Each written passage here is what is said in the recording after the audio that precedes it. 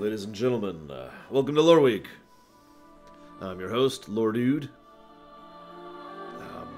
Oh, now it works. I've been trying to get this thing working for like 5 minutes now. Whatever. Enjoy the music. Don't actually have a lot of news to talk about today, but as ever, I like to talk about random news first. So I got a couple of random newses here. Let's see, where's our random news list? Here we go. Random news. Jessica Jones and The Punisher got canceled. Wait, hang on. I'm sorry. That's actually wrong. I apologize. Let me fix that. There we go. This is the correct reaction to that bit of news. Honestly, did anyone not call that? Did anyone not call that? That was completely just... We knew it was coming. I'm not saying it's a good thing, quite the contrary, actually. But, I mean... Come on! What I find funny, actually, and this is just me being a little bit vindictive, and I'll go ahead and admit that. But what I find funny is that there are several people... Hang on, I'm adjusting something here really quick. Who were like, Lore, you're an idiot. They'll never cancel Jessica Jones or Punisher. They're doing really well. And I was like, okay. Was pretty much my response to that. Sure, they'll never cancel it. Yeah, I know. We saw the signs coming. We know it was happening. So those have been canceled. Ooh, that sucks. We'll see. Darkest Dungeon 2 got announced. I'm not sure what I think of that. I did actually give a playthrough of Darkest Dungeon on stream, actually, once upon a time, and it was definitely a well-built game that was not my thing. Very definitive example of coffee right there. But this new one apparently is going to be adding, you know, other stuff. No, Carbon. Although it's related, but no is the answer to your question. Oh, hang on. Now that that's done. There we go. Okay, we can close this now. Sorry, we were having audio issues earlier. What was I saying? Something about something. Yeah, Darkest Dungeon 2. I don't really know what I think of that, so we'll see. Yeah, Starpoint Gemini 3 also got announced. I'm not sure what I think of that either. I feel like I tried one of the Gemini games out before on stream, and I just didn't care for it, but that was mostly a UI issue, and it was kind of an older game, so... I don't know. It'll be interesting to see if the third one's any good. We'll see. I mean, we might do a premiere run of that. I don't know. I'm not really the person to decide on that. What else? We've got... Oh, this is wonderful. ArenaNet is laying off a huge number of people. And when I say wonder, of course, what I mean is actually terrible. Because it's always wonderful when people lose their jobs, right? What's almost funny is ArenaNet immediately followed up this announcement with an announcement saying, don't worry, none of this has to do with the Guild Wars team, so Guild Wars 2 will be unaffected by this. I almost find that funny that they had to add that addendum there. But regardless, that's not a wonderful thing. YouTube is messed up as usual. I'm not even going to talk about that, honestly. I don't even want to. YouTube is still awful. Moving on. Reggie stood down. I only have a couple of things to say about that one. Reggie Fils-Aimé, who actually I've had a lot of respect for a long time now, actually. As I tweeted about it, for those of you who follow my Twitter, the man was an actual gamer. He was a definite, you know, I play video games, and I love video games, and had been since he was young. And it showed. And he was kind of a goofball and completely willing to make fun of himself. On camera, even. I had a lot of respect for Reggie, despite the fact that he is one of the biggest people who does the hands thing. Even in his exit video, he did the hands thing. But he's out. We've got a new guy, Doug, in. Doug Bowser. That's actually his name. Apparently named after a Pokemon? I don't know. But I actually have seen some of Mr. Bowser's work in the past. He has been he's been part of the marketing team for a while, and I've seen several of the stunts he's done and the things. He tends to hit the mark more than miss it. At least when it comes to marketing. So we'll see how good he actually is over the coming, I guess, years at this point. I do actually want to say really quick, though, obviously I am sad to see Reggie go, legitimately. But I am glad that Reggie got to retire. You know what I mean? In my opinion, and this is just me being weird, But I think that Reggie has earned his take. You know what I mean? He has earned the right to say, all right, I'm going to go ahead and I'm going to go enjoy my life now. And I'm cool with that. Spend some time with this family and retire. And play some video games. I'm with it. Yeah, it's better than being let go. It's better than being fired. It's better than dying. You know, I wish Mr. Iwata had been able to retire. And I know that sounds morbid, but I mean that with total sincerity. Mr. Iwata also deserved that. Deserved to retire, I mean, is what I mean. And he didn't get that chance, and that sucks. So, yeah. So we'll see. I'll be paying special attention, especially to future Nintendo Directs, but also the upcoming E3, which is the most likely place where Mr. Bowser will actually make his first real appearance. Yeah, Miyamoto also should retire. I disagree with Miyamoto on many aspects of game design. I really do. But he's still done a lot of great stuff, and the man does have some very legitimate, real passion for the industry and for gaming in general. So, yeah, let him bow out, too. I'm with that. There's a Fallout thing. No, not 76. There's a new Fallout thing that may or may not be a thing. Funny little thing. Thing. See, one of the things I mentioned several times, and I don't know if anybody even remembers me talking about this. Uh-oh, hang on, I think there's a combat coming. Quick. Okay, we're safe.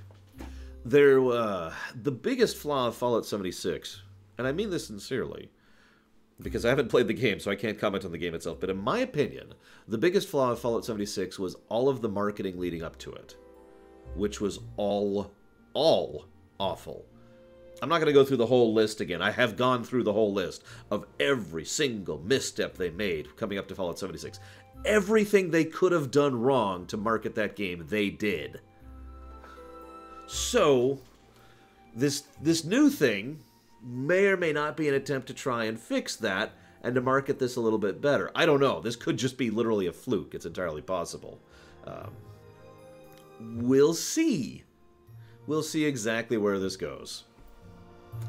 Although Fallout 76 did all Bethesda, I should say, did recently release. Hey, here's our roadmap for Fallout 76, which just made me laugh. Don't worry, they're gonna add main story quests by the fall.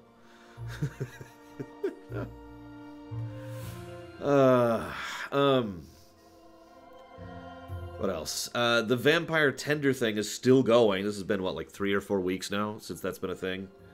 They're still probably teasing something with it, or maybe they're just being silly and funny. I don't actually know at this point. This is still just the realm of, which is why I'm just mentioning it briefly here. But it is still going. We'll see if that actually leads to anything. I think that's it. Hang on, let me check my notes here. I talked about Darkest Dungeon, ArenaNet. I talked about Jessica Jones, the Fallout thing. I talked about Reggie. I think that's it for random news. Believe it or not, I have no real news to talk about. This is going to be mostly a Tumblr week, but that's okay. Let's go ahead and talk about the first point there. So let me go ahead and adjust the thing, which is always in a weird spot. Oh god, it's the worst song in the universe. Didn't we just listen to this? No. There was not, Dakota. It's a thing. It's about what we know right now.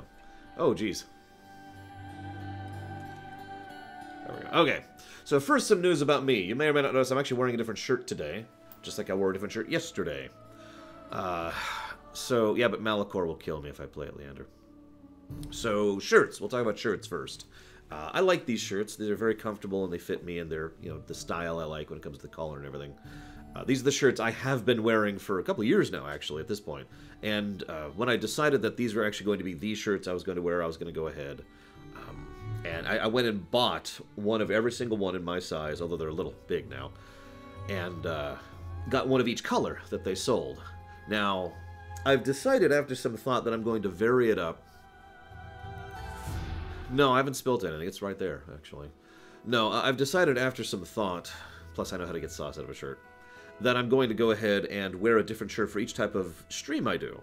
Because I already wear a different shirt for each type of rumination that I do. Thank you very, very much, Jimmy Bailey, as ever. Much appreciate that support. Would you like to put that towards anything? So, in case you haven't noticed, and I'm just pointing this out on the off chance you haven't, but yeah, I actually wear a blue shirt for TNG, a red shirt for DS9, a black shirt for the Friday stuff, and of course, I've been wearing a white shirt for all of my streams, but I want to vary it up because I have 4 types of streams, roughly. We've got the Lore Weeks. Actually, I am Snortutton, but I prefer the half Windsor. I think it looks best on me. Yeah, my advice is not to, Max Time. My advice is to not bother with other classes. So... oh, I'm sure most people didn't have. I wore an orange shirt yesterday. Nobody noticed it, except for Takoida. Anyway, so we've got 4 different types of streams, right? Red shirt is not safe. It's cool, it's cool. It's for Deep Space Nine. They're yellow shirts over there. I figured it out. Anyway, so we've got orange, this, which is like khaki, and then we've got a light blue, and then we've got white.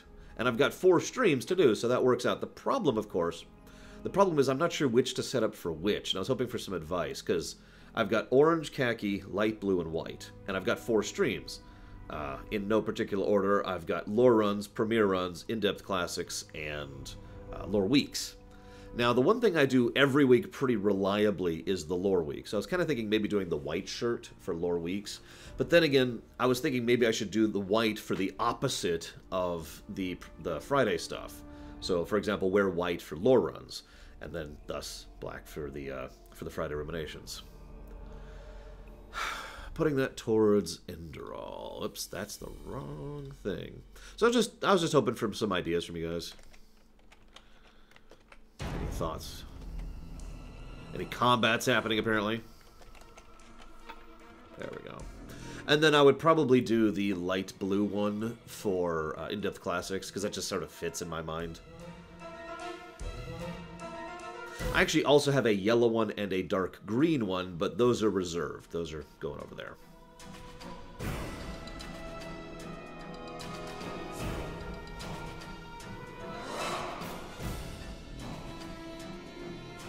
So then you would say the light blue for lore runs, hazardous, if I'm understanding you correctly.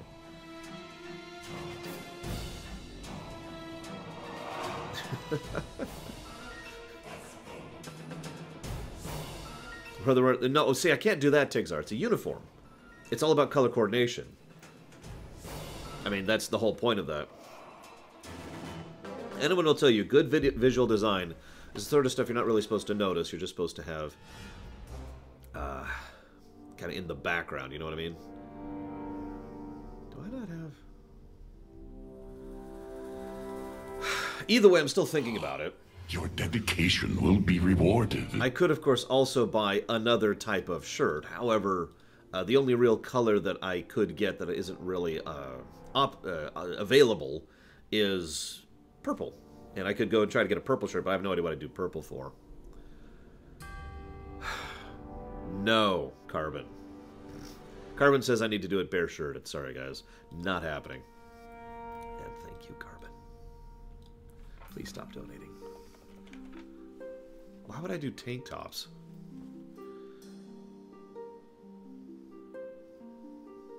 I could do purple for, like, special streams, like the E3 stuff. Or BlizzCon if we ever cover that again. Or, yeah, the Halloween stream. I guess we could do it. So that would be logical then to get another type of shirt for those streams, because you know, then those are the rarities, right? Actually, I only have 3 colors of tie, but ties are easy to get any color of.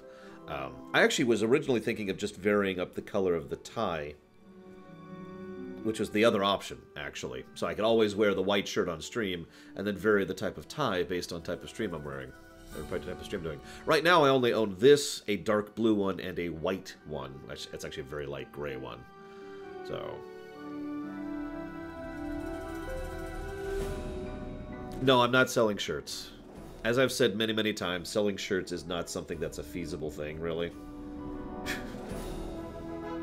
So it's just not happening.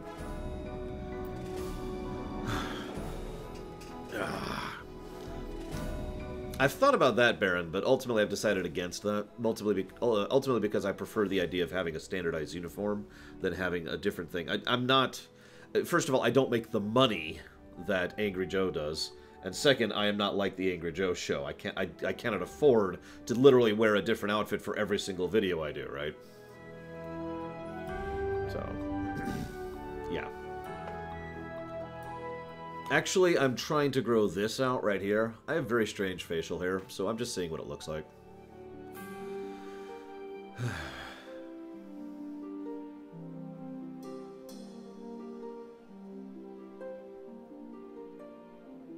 Actually, I'm probably not going to wear the white shirt, the white jacket anymore. Too many people react too negatively to a non-standard outfit. It's one of the reasons I don't wear costumes on camera anymore.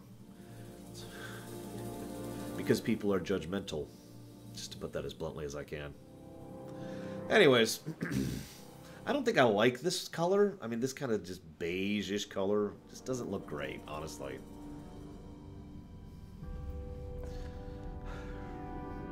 It's mostly not connected, yes. I also have chunks of my face you can't quite see on camera. Like, you see this bit right here? Hair just doesn't grow there.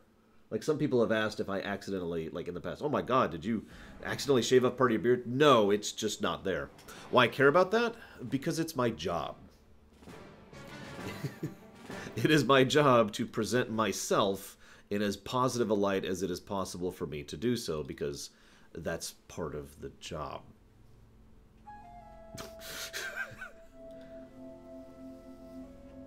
You know? If some random person decides to randomly click one of my videos or one of my streams and sees some person who's wearing a costume, there's going to be an automatic judgment based on that. And, well, I need to market myself. That's just life.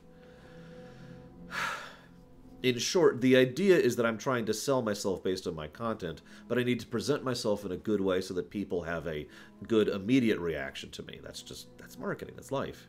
There's a reason I try to keep myself well-kempt and take care of myself and do all this stuff every single day, you know? It's a good song, Magister. What do you want with me?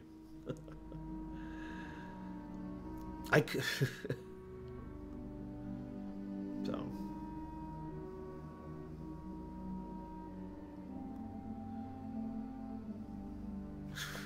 Well, of course, the same opinion is not going to apply to everyone, but in my experience, and I have been actually doing market data on this, more people react positively to a, this is actually called a semi-professional look, than they do to basically any other look. So we're pretty much going to continue using the coat and the tie going forward. Especially this thing. I really love this pin. I cannot tell you in words how much I love that pin. Seriously, I adore this thing. Anyways, so... I don't know. I'm still debating. You already saw the orange shirt yesterday. There's, of course, the light blue shirt, which is like right there. It's over there in my bed right now. I don't know. I'll keep debating. I'll keep debating. I'm most inclined to go ahead and do the white shirt for Loreweeks. Again, just because the white shirt... The Loreweek is one of my most regular streams, right? This happens pretty much every Sunday, with extremely few exceptions. So...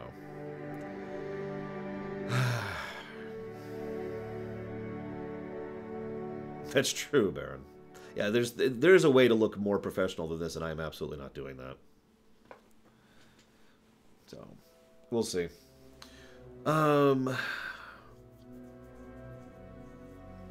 else? I don't like liars either. Hello, Sanganya. What is up? Or Sanganya. Sangan. I'm gonna give up. I'm gonna give up. Well, if I want to dress like an MIB agent, that actually takes very little time to do. There we go, and done. Hang on, got a button. Where's the button? There it is. It's way down here. There we go.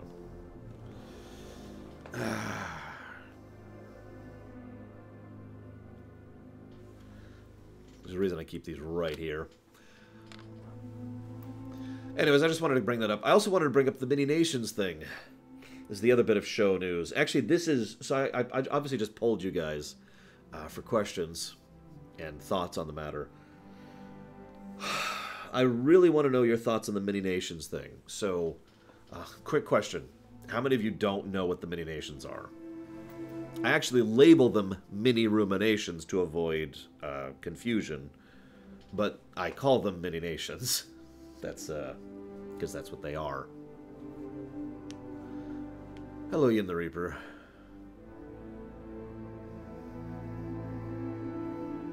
I actually do have vests that I could wear with this outfit. I do know how to dress up as an actual business proper, rather than this, which is business casual.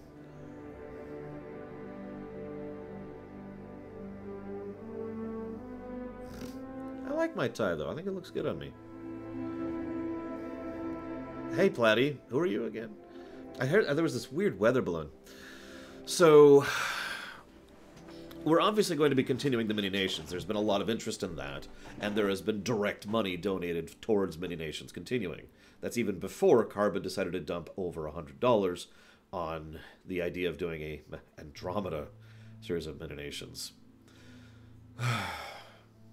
That's not true, Larian. I used to wear a tie every day, back when I used to work as a manager. That's actually when I got used to the thing, actually. I'd like to think I wasn't an evil manager. That was years ago at this point. No, as in Andromeda. The garbage, show that I don't like. Starring Kevin Sorbo. Which went completely off the rails bonkers after, like, I think the second season. Whenever that was. God, I have seen Andromeda before. It's, yeah. Anyways, so Mini-Nations, right? Here's the thing. First of all, let me just go ahead and start by saying this. In my opinion, there's no good way to continue doing the Mini-Nations series. There's no good answer here. So what I'm trying to determine is the least bad. Yes, I am, Tigzar. If you'll look at the website, you'll notice that that is a well-requested premiere run. So, yeah, I'm going to continue the Mini-Nations. I don't know how. So, here's my options, roughly speaking. First, I can release a Mini-Nation Monday through Friday, which is what I was doing with the Clone Wars. Now, I could do that on the original YouTube channel, which means that every week there's going to be a video, 2 videos on Monday, 2 videos on Tuesday, a video on Wednesday and Thursday, and then 2 videos on Friday, right? Every other week. That would mean it would take us roughly 3.5 months to get through any given show, roughly speaking. That would also mean that I would have to basically stop streaming for a few weeks in order to record all of that. So, but that's something that has to happen regardless. So I could put it all up on the old channel, which has already generated complaints because people don't like getting a feed notification every day and having it clog the feed. Option number 2 is I could go ahead and release it on off days, which would mean it would take closer to 7 months to actually get through everything. And it would also mean they would only go live on Wednesday, Thursday, Friday. Third option, I could go ahead and release it on the second channel, the Stream Uploads channel, which doesn't make any sense, but basically it's another channel and therefore it wouldn't clog the original feed. Fourth option is I could generate a completely new channel that's just a Mini-Nations channel. And bam, there's the Mini-Nations channel, and that's where the Mini-Nations go. These are roughly our options. I don't have a lot of other options, roughly speaking. Given the whole nature and style of what the Mini-Nations are, it doesn't really make sense to me, to be completely blunt, to spread it out more. Because one thing several people suggested is, well, why don't you just do it every Wednesday? If I was to do the Mini-Nations of Star Wars Rebels once a week, every Wednesday, it's going to take us a little closer to 2 years to get through all of Rebels. Now, I'm not going to decide this right now, because obviously there's people who only see the Loreweek on YouTube. So anybody watching this on YouTube, I would like your feedback on this idea as well. Not really hazardous, but thank you for the idea. Good morning, Dragon X. Keep it as it is would be option 1, basically. Monday, Tuesday, Wednesday, Thursday, Friday. 5 episodes a week. In the evenings, I spread it out so that way... Because all of my videos go live 5 a.m. Eastern Standard Time, and the Mini-Nations go live at 9 p.m. Eastern Standard Time. Oh, and by the way, to answer your question, Baron, yes, as I said, there's already been a decent amount of not only interest, but it has been getting me more spreading on YouTube, because YouTube likes to push videos that are shorter rather than longer. And, of course, there's been plenty of money donated directly towards them.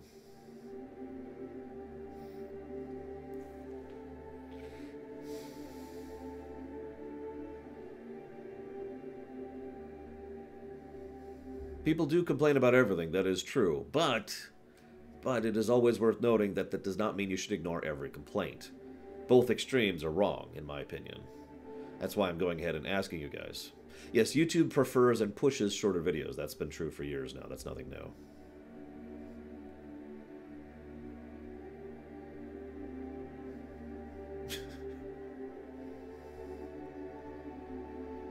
Hello, Justin T.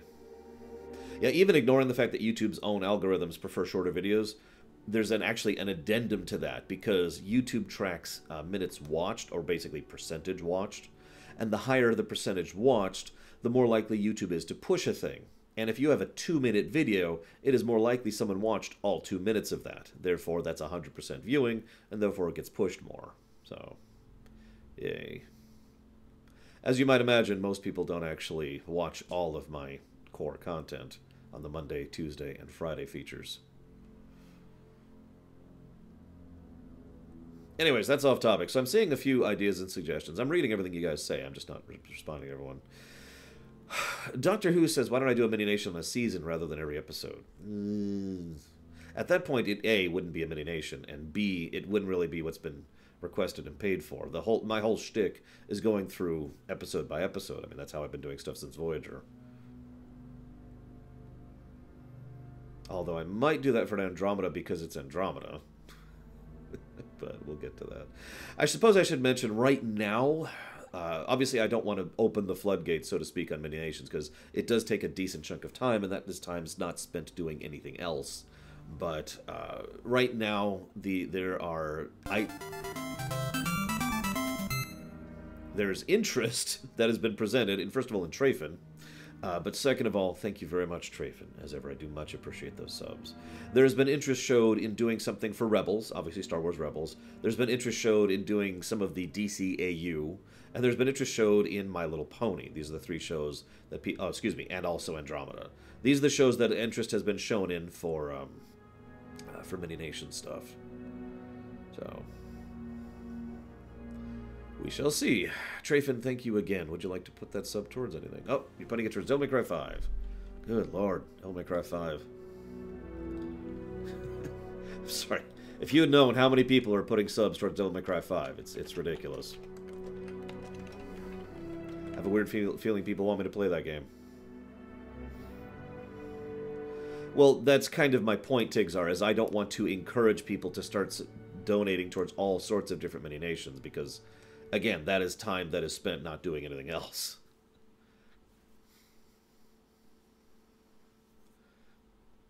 Which one, Micromono, if you don't mind my asking? If it's an anime, the answer is no. I'll just go and say that up front.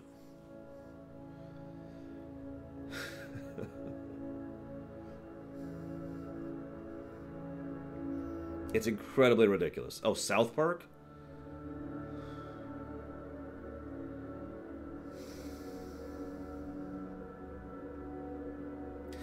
I think I would say no to that, mostly because of the fact that it would be difficult to avoid controversy while talking about it. Because South Park has absolutely no hesitance about talking about controversial topics.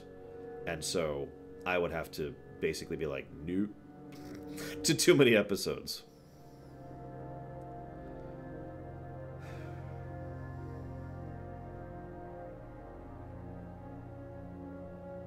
And yeah, South Park's also a show that's been going on for, what, 18 seasons?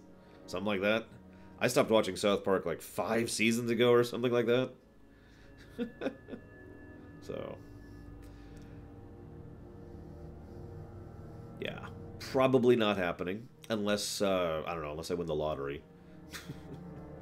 Or you want to donate $23 million. The Simpsons, oh, please don't make me do that for The Simpsons. It's also very difficult to go ahead and talk about comedy. I've talked about this before. My format doesn't really fit comedy. You can't really analyze comedy in the strictest sense of the word. So it's more like, well, if you took all of the comedy out of South Park and you took all of the comedy out of Simpsons, you have like very little left to talk about, you know. So it's one of the reasons I try to push away from doing comedic or parody works on my show, because it just doesn't work the same, you know.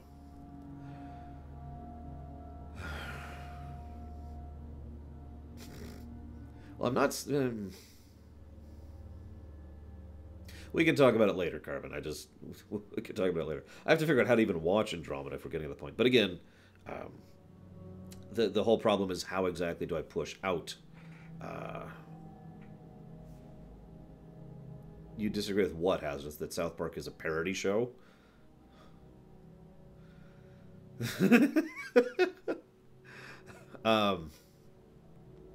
There's a reason they always say don't explain the joke.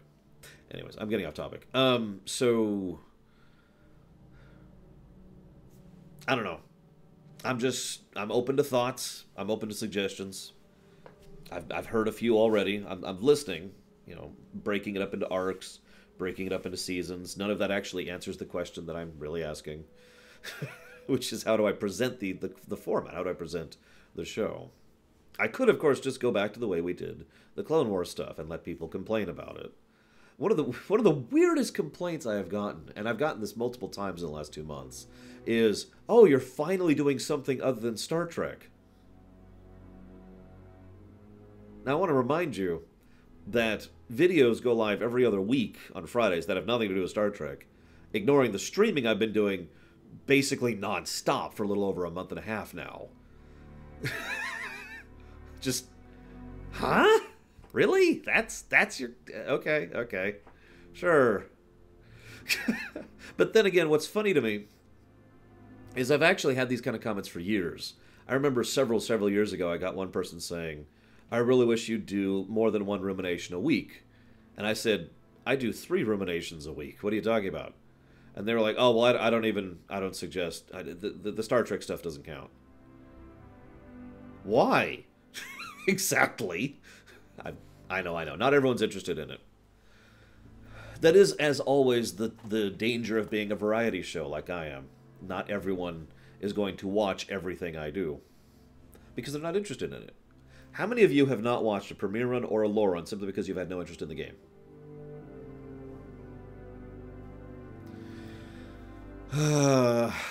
If we only release on Wednesday and Thursday, it's going to take closer to 7.5 months to get through any given show, Dragon Axe, which is something I don't really want to do.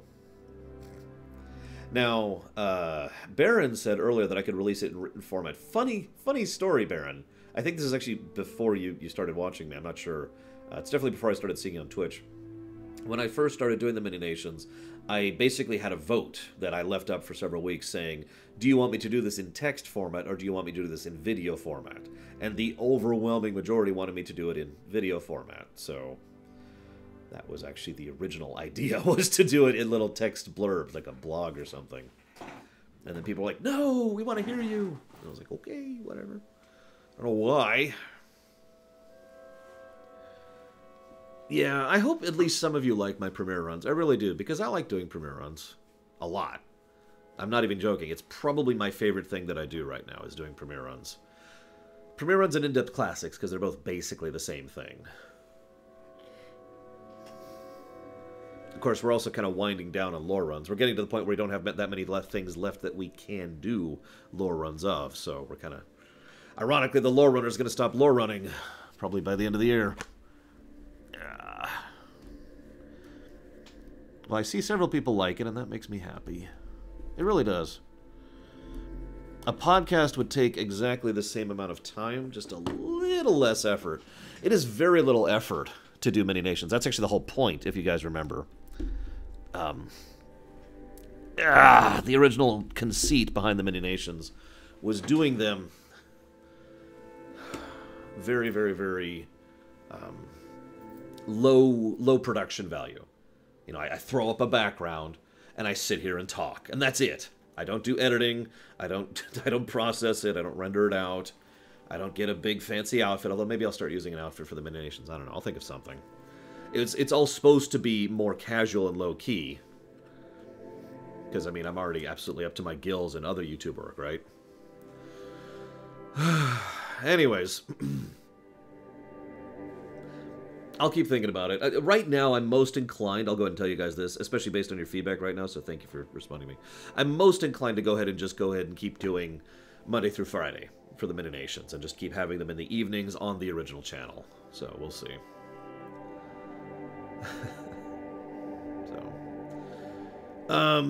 Is that it for me news? I got the shirts. I got the mini nations.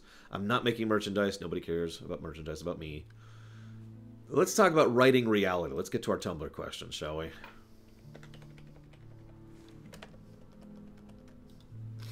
Let's have a little hiccup there. Excuse me. Okay, so part-timer. Oh my God, SJ. I know you're joking about that, but every now and again I have someone say, "You only work part-time," and I just start laughing. I work an average of 70 hours a week right now. Anyways, first question. So this is about writing reality, by which I mean... So, this is a Tumblr question, obviously. Hey, if and but... Oh, I'm sorry. I know exactly what you're feeling, because I know several people who are snowed in right now. Well, I hope you catch one in the future, Bloody. We're going to be doing one possibly this week, depending on how long it takes to go through the lore run of Neverwinter Nights. But anyways, you are... I know, right, Bregman? Hey, Kay. Let's assume that you're in the middle of writing a story. Now, this story can be about anything, okay? But in the process of making the story and the plot and the characters and the themes, all that fun stuff, all of a sudden... Hang on. All of a sudden, the characters literally come alive, and as I am writing them, actual, fully sentient, sapient, living beings. And they interact with you, and later with the audience that's reading your story. So, under this proviso, if you're going to improvise and write this story about these people who are actually right over there, what do you do with it? How do you change how you write it based on the fact that it's literally creating these living things? And does this change how your thoughts on literature are perceived and consumed? There's actually been a couple of stories about this exact concept in real life a few times. In fact, there was a movie with Will Ferrell, I believe, which was about this concept. Oh, I forgot to add that. Sorry for making you a backstory. So, yeah, anybody who knows me knows I write dark stuff. So, it would be kind of a, oh God, I'm so sorry. Please forgive me. Forgot to add that. Oh yeah, this is definitely terrifying. Dark Tower 6. Spoilers. Honestly, and see, this is funny to me, because as I just said, I'm actually a pretty big fan of dark fiction. Most of what I write is pretty dark. I don't cross lines, but other than that, things go horrible. The thing is, I've always said... Exactly, Eitri. I've already said several times before that fiction, we want things to go badly or have difficulty or tasks or whatever, right? But we don't want that in real life. I like to use the hurricane example. I've actually talked about this before. In real life, if there's a hurricane coming and Superman shows up and fixes the hurricane, that's a great thing, right? That's amazing. Oh, that's awesome. Yes. Because think of all the people whose lives are saved. Think of all the people who are not displaced, or the loss of their jobs, or the loss of their homes. That's a wonderful thing to happen. Now imagine a story in which the story is, there was a hurricane, and then Superman shows up and stops it.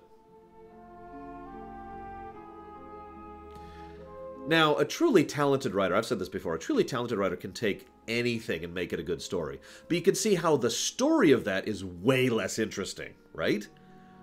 In general, people don't want things to just kind of work out when it comes to fiction. They want things to work out when it comes to real life. This is then how I am answering the original questor of this question. In other words, if what I am writing becomes reality, all of a sudden, I have to suddenly change how I'm writing completely because I want things to go well.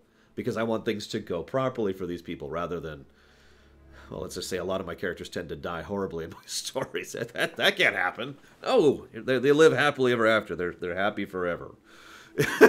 You know?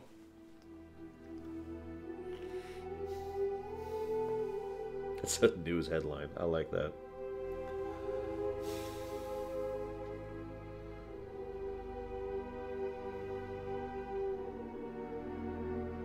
As I said, Baroness, I do think I do firmly think that a talented and creative writer can make a good story out of anything, even something as boring and simple as the good guy saves the day. But I've already made my point, haven't I?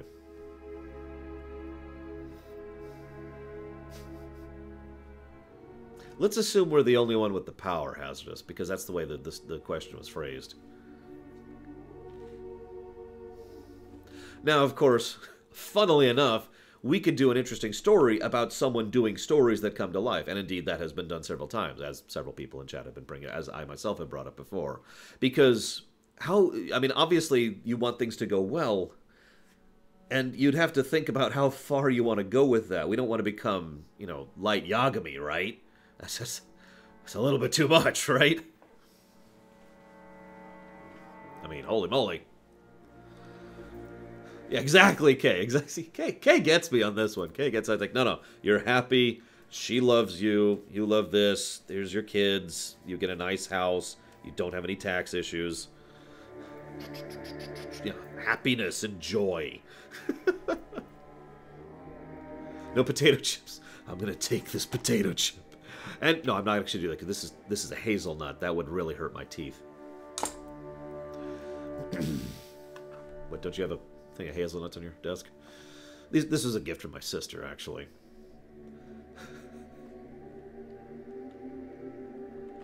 Well, that's the way it's phrased. Like, do you? It's literally, they come alive as while you're in the middle of writing them, is the exact quote there. Stephen King likes to do the writing reality thing quite a bit, and I don't want to spoil too much about that, but anybody who's read his stuff knows what I'm talking about, especially given the King verse.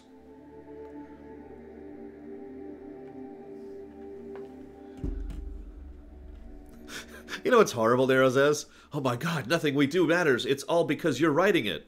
And then they forgot about what they were just pondering.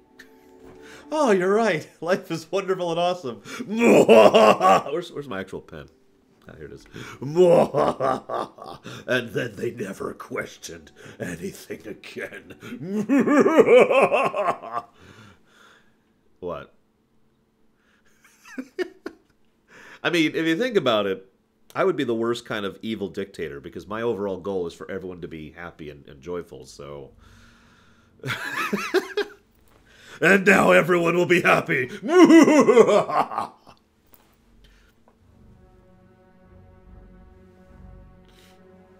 Anyways, I suppose that's my answer to that one.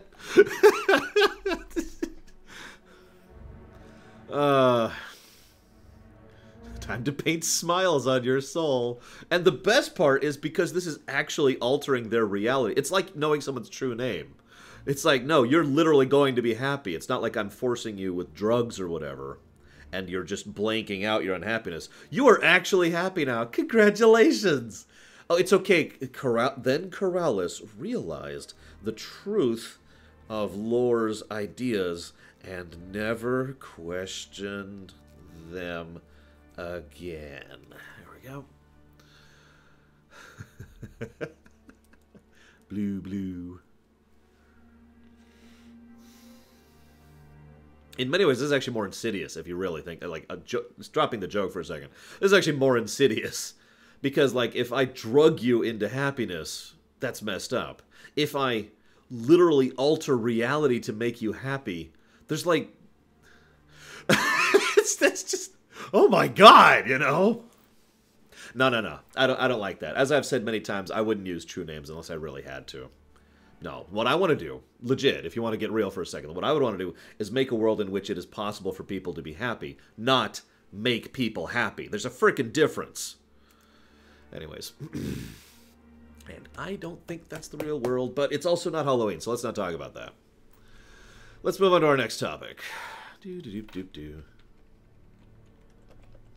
Let's talk about something far less controversial. Star Wars!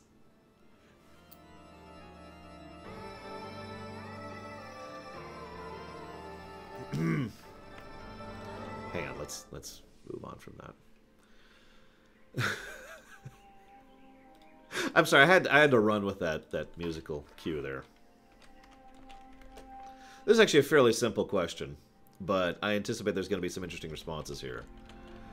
Do try to keep it, you know, civil. That's always my rule. We kind of removed Episode 8 from the controversial topic, so you can talk about The Last Jedi, but you still have to be civil.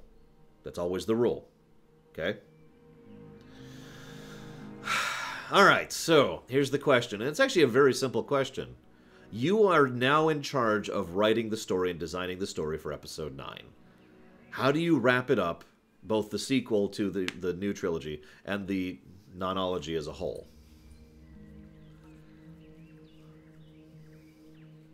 I know what you meant, Doctor Who. Unless you really are Doctor Who, in which case, Jesus! Why are you watching me?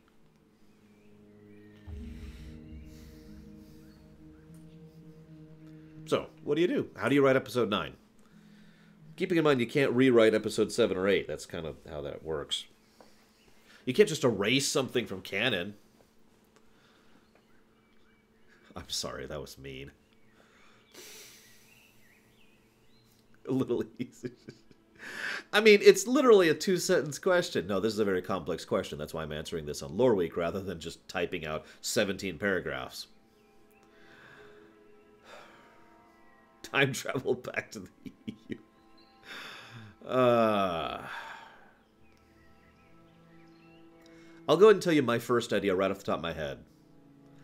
I would have the First Order self-destruct. Or rather, off-camera, I would have had the First Order self-destruct. I would have written into it the idea that the First Order was never a tenable organization, and it was only being held together by literally brute force thanks to a supremely powerful Sith Lord, Snoke. Snoke is gone, Kylo Ren is not Snoke, the First Order falls apart.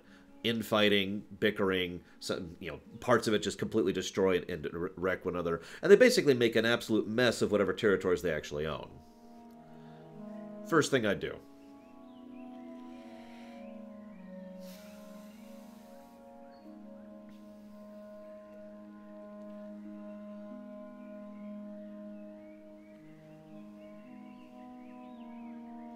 Interesting, Cashel.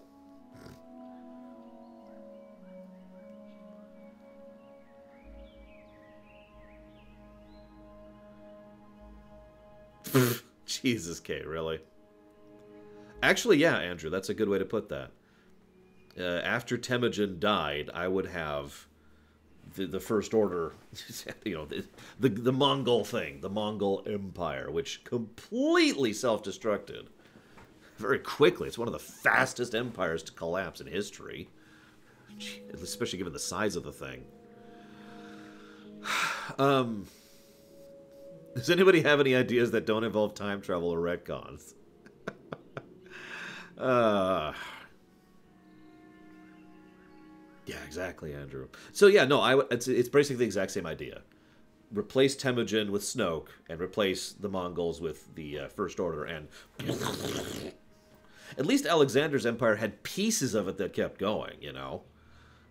And then were gobbled up by Rome, but that's off topic. I think my next idea, I like what someone said in chat. I forget, I missed who it was, but make it. Oh, it was Cordy. Make it more personal. Make it more down to earth. Make it more about the individual characters rather than the grand scale and scope of things. One of the things I always feel that The Force Awakens failed at, just my opinion, is the fact that it was trying too hard to be big. Oh my God, there's this massive thing, and the death of planets, and destruction of the Republic, and the end of the Rebellion. No. I mean, I'm cool with it being big, but I wouldn't have started like that. But we didn't really go small either in the last film. So again, with this film, shrink it down a little bit. Now, Mike Romano says, isn't it too late to do personal? In my opinion, no, and my answer for that is Revenge of the Sith. There's actually other examples of this too, but Revenge of the Sith, for all of its scale, was actually a very personal story. It was the first one of the prequel trilogy that actually zoomed the camera in to really focus on the individual. See you around, Seraphim. Have a good day at work. Or night at work, as the case may be. And I think that was to the betterment of the film. Now, I think that if 1 and 2 had been better, they would have led up to 3 better, but that's a massive topic we're not getting into right now. point being, I do think that we could have this third film of the trilogy really narrow in on the characters and have that work. I also, if I could be so bold, have to say that in Return of the Jedi, they also did that a little bit. The problem was Return of the Jedi only really did that on, like, 2 characters, Luke and Vader. Everyone else was just kind of there. I mean, have you rewatched Return of the Jedi recently? Pay attention to Han Solo, because he's basically a non-character in the film. It's really weird. Like, I didn't even really notice that until I rewatched it a few years ago for the rumination. It was just like, damn. Han might as well not even be here, except for like 2 scenes. Anyways.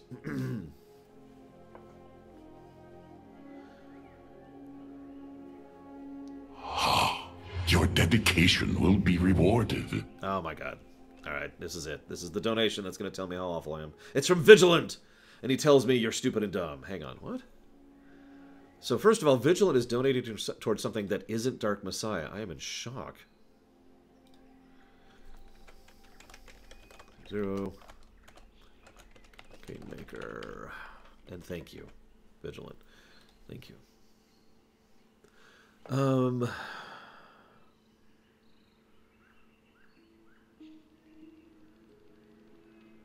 Oh my gosh. Vigilant would write about the First Order conquering and dominating the galaxy. 50 orders of rule and the Resistance achieving nothing. See, part of my problem is I have never bought the First Order. Not for a second. The First Order has never struck me as a galactic power or a significant threat on a macroscopic scale. What the First Order has reminded me of is a relatively small group that has very high geared equipment. Basically, smaller people, better tech, or better gear. Make sense? That's always what I've seen the First Order as. And, well, the First Order is also a bunch of idiots. That's like almost universally. You know what I mean? So I see that, and I don't see an organization that can actually work long term. Unless, of course, Kylo completely overvamps it, which he could. He has the motivation to do so.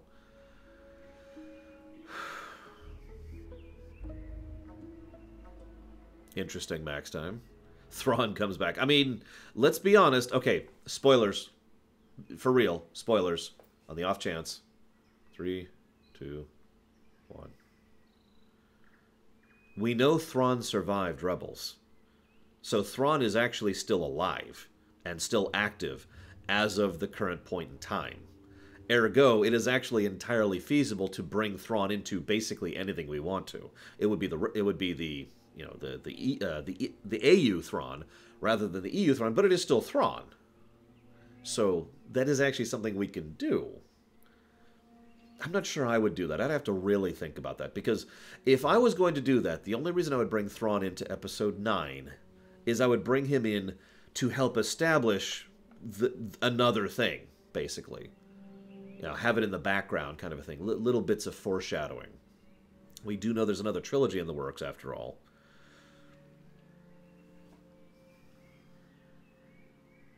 Whereas Ezra? Ezra is also alive, actually. And Ezra is still active, technically. So, we'll see. Oh, Malachor! Malakor's here. Oh, that's perfect. Hey, Malachor. I got something literally just for you. I'm not even kidding.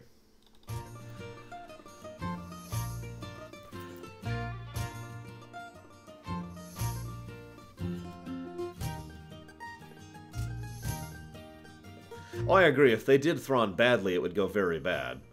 If I was to bring Thrawn into the episode 9, I think I'd go back to what I was just talking about. Here, let me stop torturing you. What I would do is I would have Thrawn mentioned. I would not actually have him make an on-screen appearance. I would have there mentioned, you know, the Chiss ascendancy. I would have there mention bits of the what's a good word? Turncoats. Bits of the rebels who have left the First Order and gone off to their stupid blue club. You know, little references like that to kind of indicate that Thrawn is still active over there doing his own thing and not directly connected to the First Order. That's kind of the direction I would go with that. That's how I would bring Thrawn into the episode 9 if I was doing anything.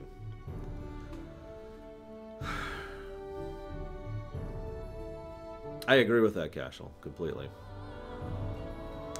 Now, Past that, I'm not sure, honestly. I do like the idea of zooming the camera in, like I said. I really want it to be about Kylo, who is, in my opinion, the best character of the sequel trilogies. Trilogy, excuse me. And I also think that having Rey developed more would be a good thing.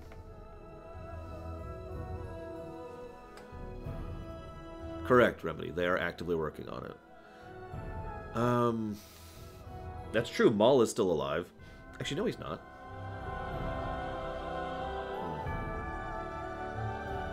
What does Rey do with the Jedi?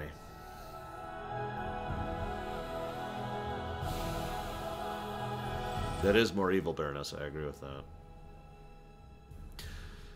Maul was in Solo, but Solo was before Rebels. So... since we're already spoiling Rebels, yeah, Maul's dead. Maul's gone. It's a good scene, too.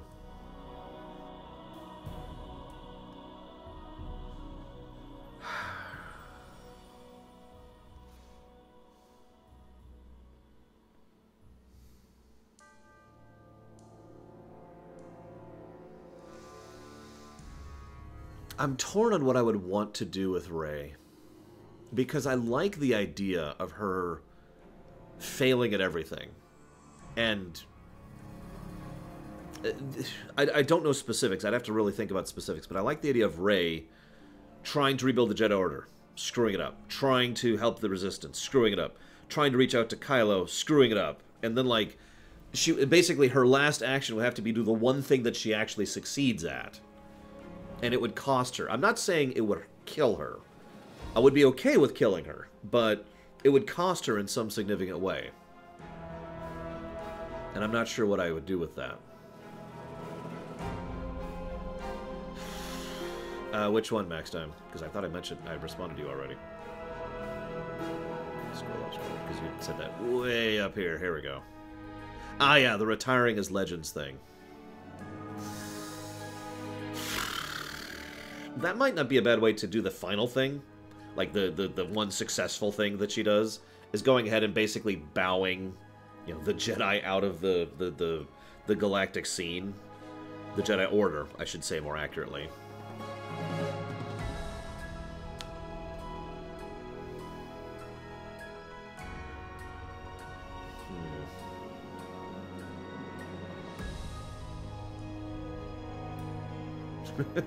Well, no, I mean, to me,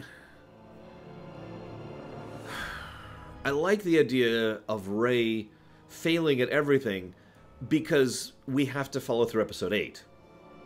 Episode 8, I hate to say this yet again, but Episode 8, in my opinion, was awesome right up until they completely stumbled at everything, other than the other things that they screwed up. Let's not talk about that stupid chase scene, which is still, to this very day, the most horrible part of that movie to me. That frickin' chase scene. There's so many things wrong with that. Anyways, I'm sorry, let's not get into that again. Point being, the arc of, you know, starting something new, abandoning the past, not screwing up like we've screwed up in every previous cycle, was an arc I was completely with. And then at the last minute, Rey's like, no, Jedi! And at the last minute, Kylo's like, no, Sith! And that aggravated the piss out of me. So we have to acknowledge that both of them made, let's just call it what it is, the wrong choice by the end of the film. This is why I like the idea of Rey failing, because in my opinion, she made the wrong choice. She decided to try and reestablish the Jedi and the Jedi Order, and so that would fail. That's why I say I would want her to fail, is because she's trying to do the same damn thing that Luke tried to do, to just the same damn thing that Yoda tried to do, which is the same damn thing. I mean, we could just go back with this, right? And so it screws up again. And I would have Rey be someone who's finally like, okay, fine, and, you know, does something, again, right at the end here. And it's like, I'm gonna do this! And actually freaking succeeds at something for the first time. Now, Kylo, that's trickier. I really like Kylo as a character. He's easily my favorite character. Well, that's actually not true. He and Finn are my favorite characters in the new stuff. And a lot of that is on the strength of the actors, and I'll admit that. But I don't know what I'd want to do with Kylo. Honestly. Because he made the wrong choice, too. But we could have it so that his wrong choice is specifically what leads to the First Order eating itself and completely self-destructing, right? And thus Kylo is effectively left with like one ship with a crew who is not loyal to him, which he is just trying to force into servitude, and again, basically have him flailing rather than succeeding, you know?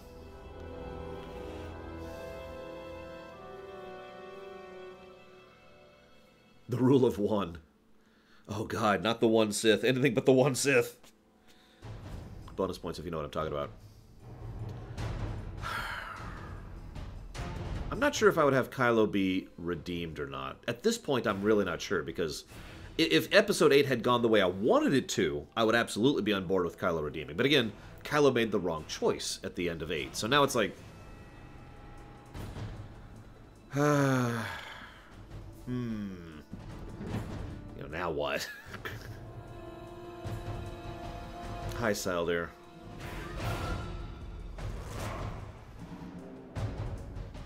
But yes, I'm talking about Darth Krayt, the one Sith. Yes, I did, Carbon, or at least I read up to a certain point. I'm not sure if it continued, but I wasn't aware of it. What was the wrong choice? The Sith shall rule the galaxy. He just went all Sith. He went straight up Sith. The Sith don't work either, in the same general way that the Jedi Order has never worked. The one and only time the Sith have worked was Palpatine, and to be completely blunt, that was more because of him and less because of the Sith.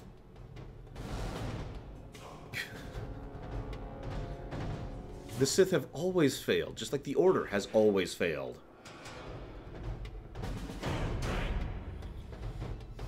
Awesome, Salder. We're deciding how we would write Episode 9. That's the question. Hello, Argon. So I'm not sure what I'd want to do with Kylo.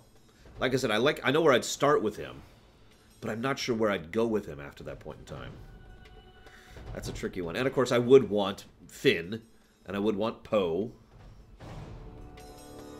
I'm not sure what else I would have in that, honestly, at this point. I do think a time skip is more or less mandatory.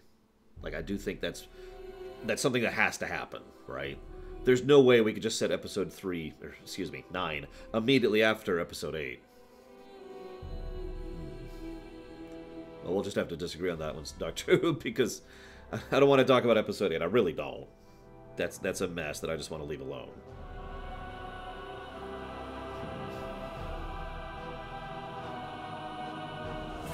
Perfect, Malachar! 10 out of 10! Could someone go stab... Where's chat? Chat's over there, right? I think. Hang on, where's chat? Let me double check here. Chat's over there, yeah. Could someone stab Malachar, please? Thanks. Yeah, exactly, Leander. A Sith 31. You mean like Imperial intelligence during the Tor era? Because that's exactly what that was. I hope not, Remedy. I mean, I'm going to go see Episode 9, but I'll be honest, I'm not actually looking forward to it. I don't know how Episode 9 can be good and follow the previous two films. And I actually like certain aspects of Last Jedi. Anyways. Still going to see it. We're still going to do a stream on it. We got a few months. Oh yeah, someone mentioned this earlier. No super weapons! For Christ's sakes. I am so sick to death of super weapons in Star Wars. If there's a frickin' Death Star 7 in Episode 9... Anyways.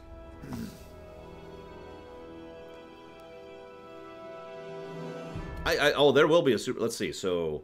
Episode 1 didn't have a super weapon. Episode 2 didn't have a super weapon. Episode 3 didn't have a super weapon. Episode 4 had the Death Star. 5 didn't have a super weapon. 6 had the Death Star 2. 7 had the Death Star fake. 8 had the Death Star ship. So 9 is, yeah, statistically speaking, an anonymous user is going to be the Death Star. You know what? There's a scene in Rebels. First of all, thank you, whoever that was. If whoever that was wants to put that towards something, let me know. And thank you. But There's a scene in Rebels where Thrawn is basically like, the Death Star's stupid. Why are you doing this? And Palpatine's like, don't worry, it'll work.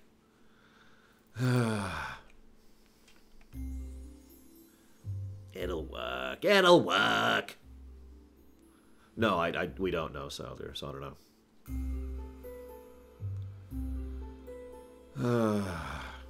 No, there's no need to be quiet, Argon Voss. All I require is for people to be civil. You can disagree all you want. You can disagree 100% with me. Some people don't really understand how this works. I don't mind disagreements. I don't mind people disagreeing with me. I don't mind people giving different perspectives. In fact, actually, I love it when people give me different perspectives and viewpoints. That's one of the reasons I do my reviews, which is the in-depth classics and the prepare runs, on stream. So we can talk about it. So we can get different mentalities and perspectives on it. So, like, don't feel the need to hide or to hide a disagreement. Please, by all means, share your thoughts. All I require is you be civil about it. That's all I'm big on. We have to be nice. Now let's go stab Malachor to show how civil we are. Anyways. Believe it or not, I haven't actually watched all of Rebels yet, Scythe, and I haven't read the new Thrawn books. So basically, I don't know, is my answer to that. I don't actually know what he's like.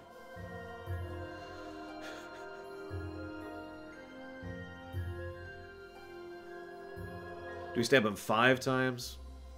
Yeah, just 3 is good.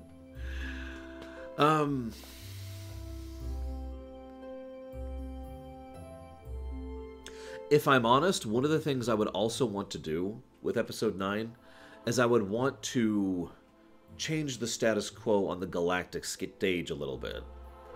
I would try to remove large-scale galactic government from existence. Mostly because, yes, absolutely, Doctor Who. Some people forget that Hayden Christensen is actually a decent actor. I have faith that with the right director and the right script, he can actually do well. No, yep.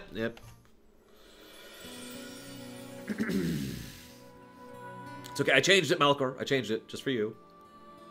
The Hutts, well, I'd have the Hutts be there, but my thing is the Hutts are a regional power. And I'm fine with that. Basically, how many of you, and I know Takoida already knows where I'm going with this, how many of you know the lore of Battletech?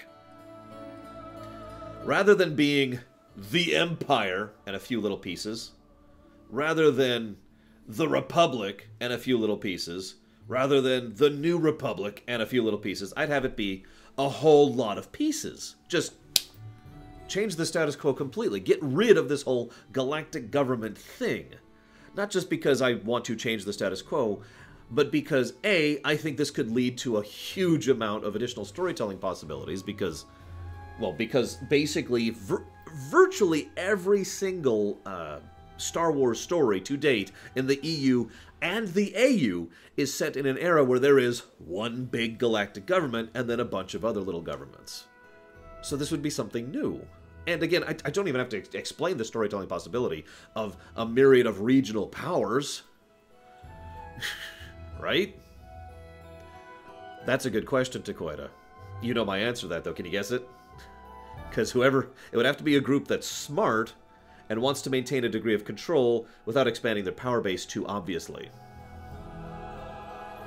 Anyways. So yeah, just New Republic, gone. First Order, massive Empire Galaxy thing, gone. Republic itself, gone. The Corellian sector, you know? The Coruscant hegemony, you know, stuff like that.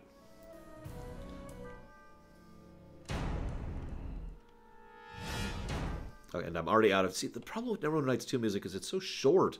I'll have to play real music. I'm just kidding. I'm not going to subject you to that. Where's my peaceful music? I have peaceful music on this playlist, right?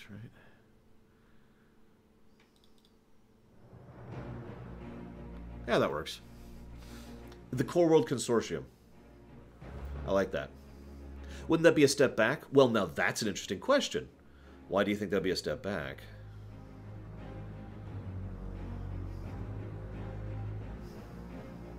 I mean, I agree, Remedy. Mario 64. I do have that music somewhere, although I don't have that on this playlist.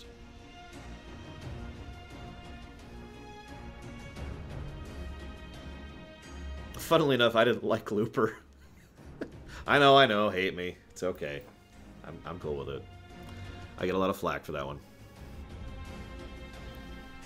Do I have any... Hang on. But yeah, exactly. I feel like, if nothing else, if you really wanted there to be a galactic government for whatever reason, if you feel that's good... oh, sure, Ivanux. Hang on, let me check my Twitter right now. If you feel like a galactic government is a good thing, if you feel like that's a move that should happen, you could make the next series of story arcs about getting back to that, right? About trying to establish a galactic government that actually works, basically. Rather than a galactic government that is an incredible failure, a galactic government that kind of succeeded, but at the same time also was run by a bunch of evil jackasses, or a galactic government that was even more of a failure than the original one, right? My point being, Micromano, that each of our galactic governments so far have been a massive failure in the EU and the AU. That's been a continuing trend. Where the hell is my Mario 64 music? Hang on, I'm looking for it, guys. Sorry. Where the hell? Do I not have...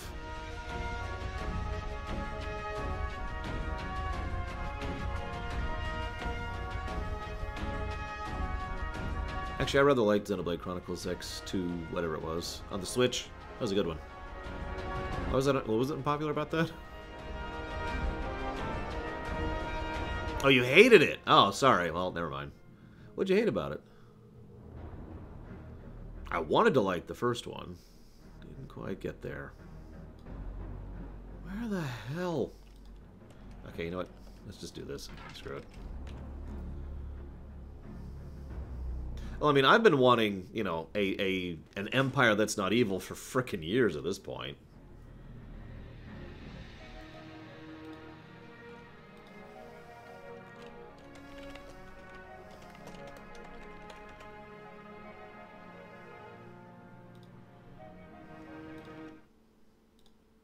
It's me, Mario. And now to get copywronged. No. We're going straight to here. This is the song you all want. Right? I'll agree with the combat. I'll absolutely agree with that. Although I actually felt the combat in the previous game, the Wii U one, was a little bit worse. That's just my opinion. That's true. The Empire Under Fell wasn't bad, although that's also when the storytelling started going, woo.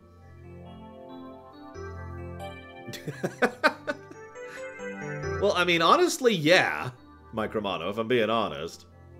The Yuzun Vong Empire. Excuse me, I had something stuck in the throat there.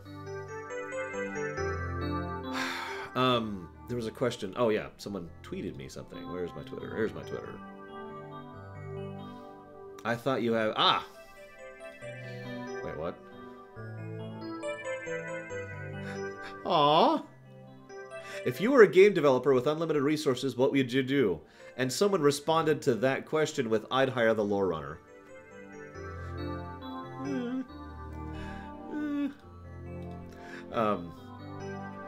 That is, that's touching. So I thought you have played an Octopath Traveler lore run. I know you played it. Did you finish it? What'd you think of it? Is there a Rumination lore run review I can find? I think it's fantastic.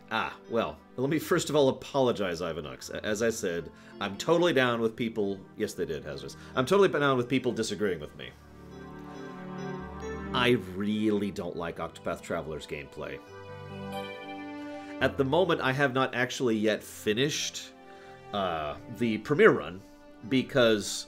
Well, basically because we've been doing other stuff. But I actually have the save basically ready to go to continue the premiere run, which is... It's one of the higher priority premiere runs we're going to be doing. But, so it isn't on YouTube yet. I'm not going to upload the existing files until we finish it, and then I'll upload it all in one chunk.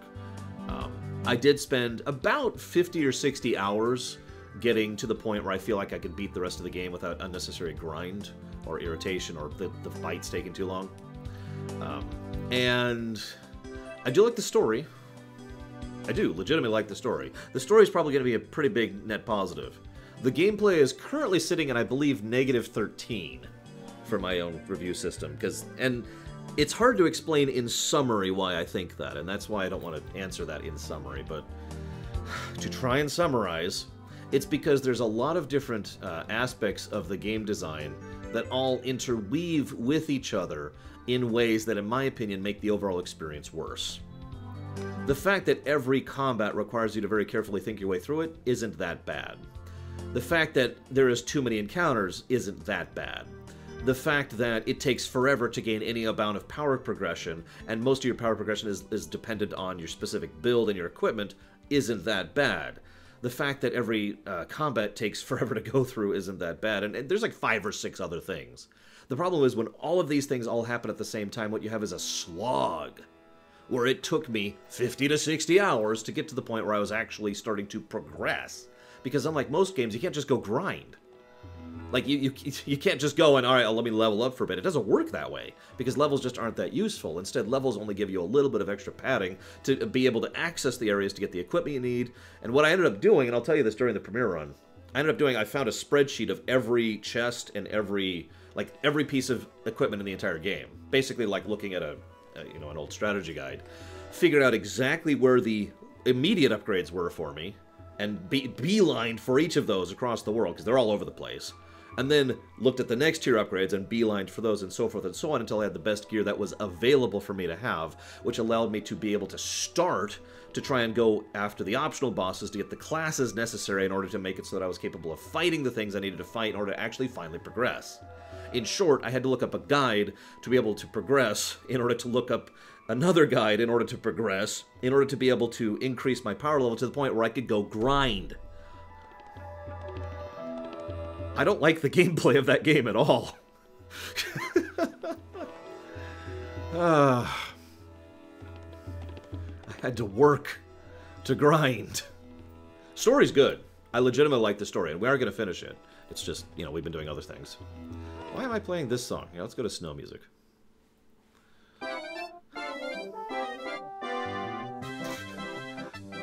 Now, that being said, what I find funny, and you don't have to say this, of course, Ivanux, but I have brought up most of my gameplay complaints of the game to people who like the game, and virtually every one of them has said, yeah, that actually, yeah, I totally agree with you. I still like the game, and I'm cool with that. Let's move on to our next question, finally. Yeah, exactly, Spart. Let's move on to the Zelda quad fight question, since I don't have much else to say about Episode 9. That's a big question. No, that poor penguin.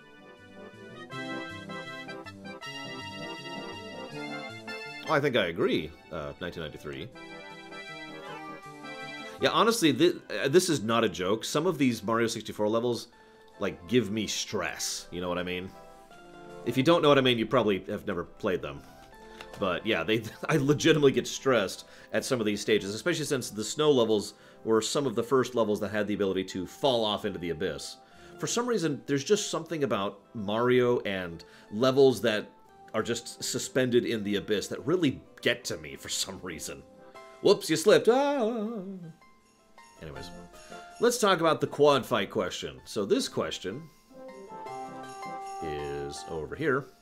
So, spoiler about Kingdom Hearts 3.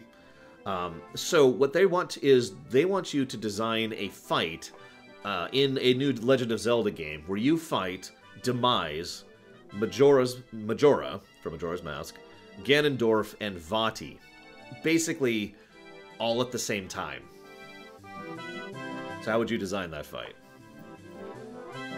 And if you're wondering what the spoilers is, it's Kingdom Hearts 3 related, and that's all I'm going to say about that. So, how do you do a fight of all of those simultaneously? Yeah, Super Raid boss style. Like, they're all fighting all in one encounter, all at the same time. Now, I'll tell you the very first thing I'll do with this encounter. I would turn the music down a bit. I feel like I'm yelling here. There we go.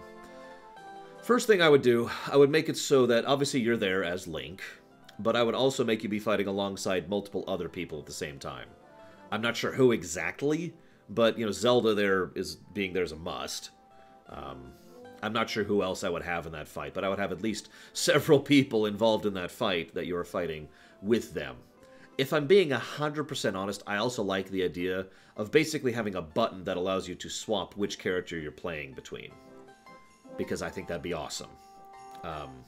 Anybody who's played Hyrule Warriors, I know this is a weird example, but something like that, where you can just, okay, and now I'm playing this person, and now I'm playing this person, you know, something like that. I would not make it a standard Zelda fight. You know, weak point, 3 hits, defeat. I would not do that at all. I'd probably design this more like, well, like a Kingdom Hearts fight, or like a Devil May Cry fight, or, you know, something along those kind of lines. I would also have the the fighting style of each of those 4 characters be fairly substantially different. I think I would have Demise mostly just kind of staying in the back. Functionally, Demise would be the bard.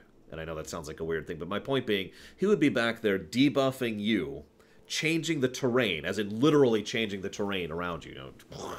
You know, plateau or chasm, you know, stuff like that.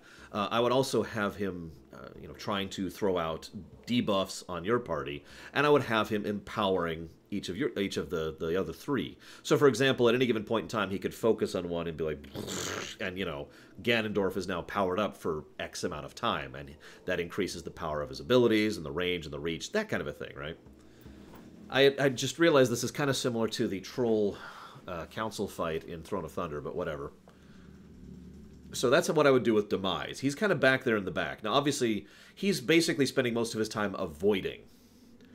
But you bring him down, you substantially reduce the overall threat of the entire fight, which, I mean, makes thematic sense to me as well as just general tactical sense.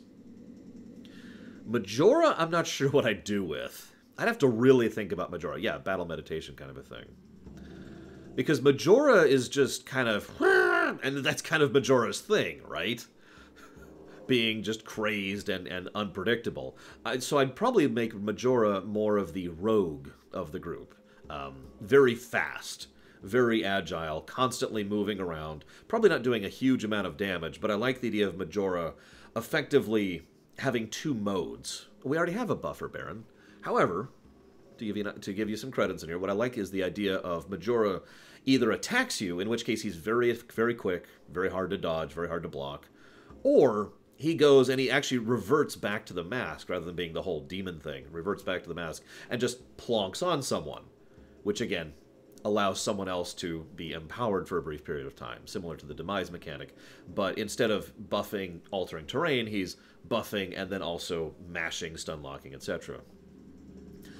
Ganondorf would be the warrior of the group. He is the heavy hitter. He is by far doing the most damage of all 4 of them. He is just, and when I say warrior, obviously he's still casting, but I'm talking like, whoa, there's just this massive hit that hits this area, and then there's this massive explosion over here, and then he pulls out his sword, and this sword, he just does these massive swings. You know, everything about him is big, slow, relatively easy to dodge, but any of his attacks hit, and those are going to hurt. This is not a song I want to listen to. There's another good Mario song. I like this one.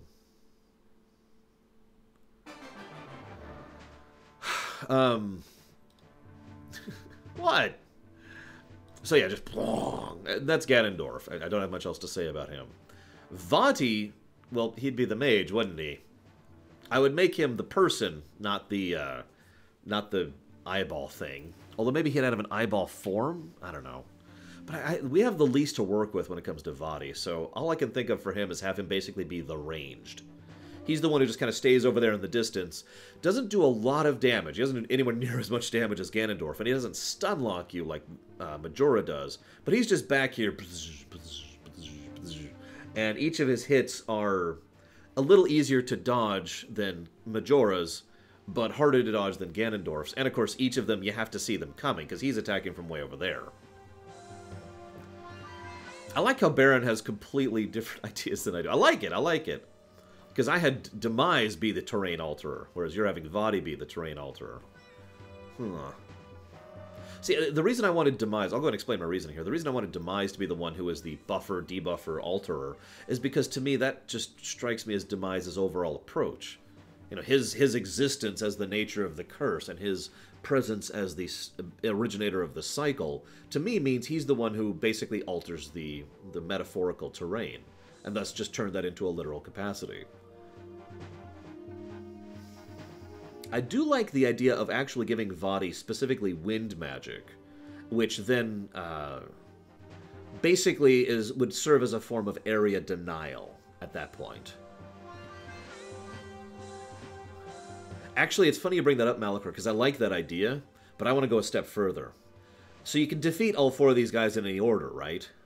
Whichever one you defeat last, that one is the one that is empowered by the other 3.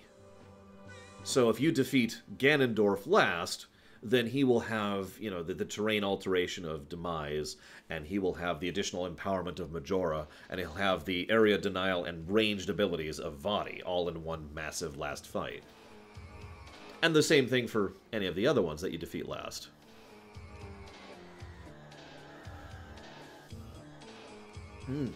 Agreed, Baron. That's a good idea. I like that. Excuse me.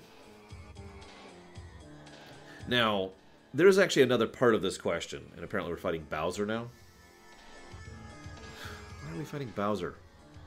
The last part of this question is, what would you have their final words be? Because if you remember, well, they have like a, oh, I'm dead, you know. What do they say as they're being defeated? Switch up here. This is a good song.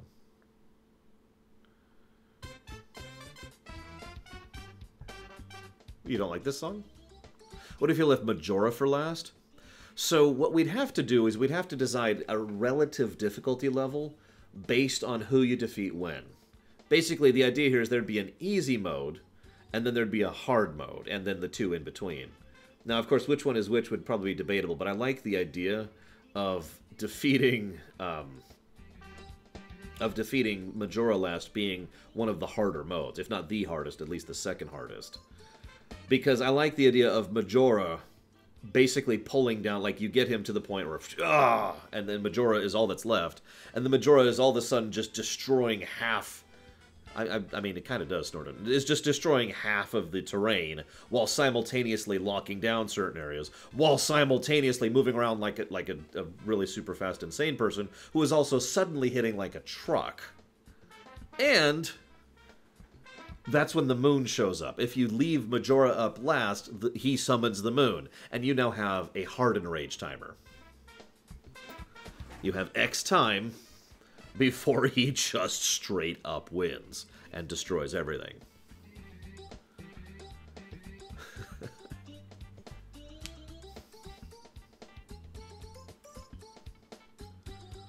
I suppose Vadi last, that would be when we could have him go into his eye form, but I'm not sure what else I would do with that.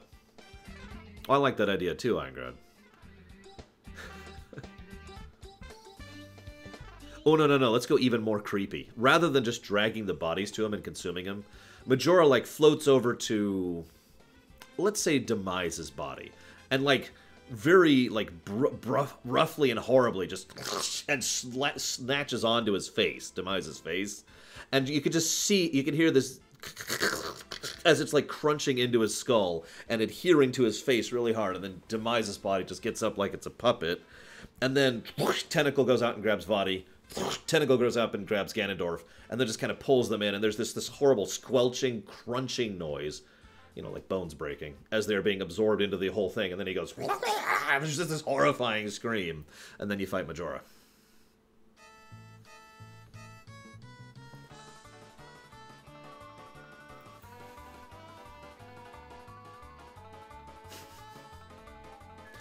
Anyways.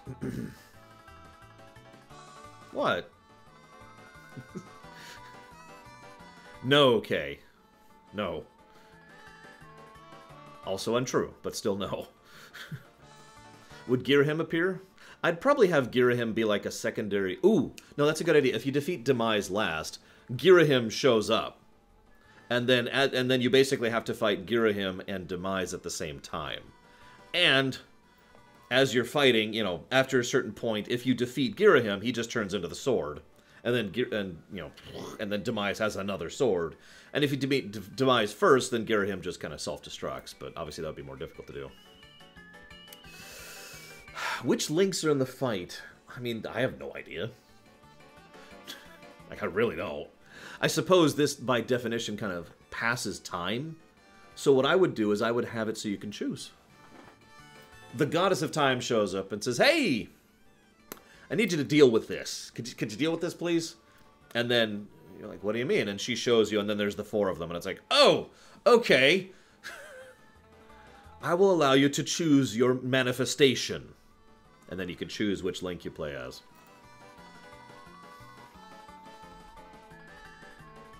The problem is that would be mostly cosmetic unless we're going absolutely insane with the game design side of things. Well, I like that too, Eingrad. Ooh, I like the idea of that Baron mentioned, Phantom Ganon showing up. Or more accurately, Phantom Ganons. Because if Ganondorf is the last one, obviously he's still just this Super Doom person, but then also there are many Phantom Ganondorfs, which are all fighting at the same time. This is why I would make Ganondorf the actual hard mode, the hardest of the 4 options. If you defeat Ganondorf last, not only is he empowered, but you're fighting all his phantoms. I'm not sure how many, we'd have to figure that out. And basically I'd make it so the phantoms are untouchable. Like, all you can do is either you can do damage to them to temporarily get rid of them, or you can't do damage to them at all. They're just there to hurt you.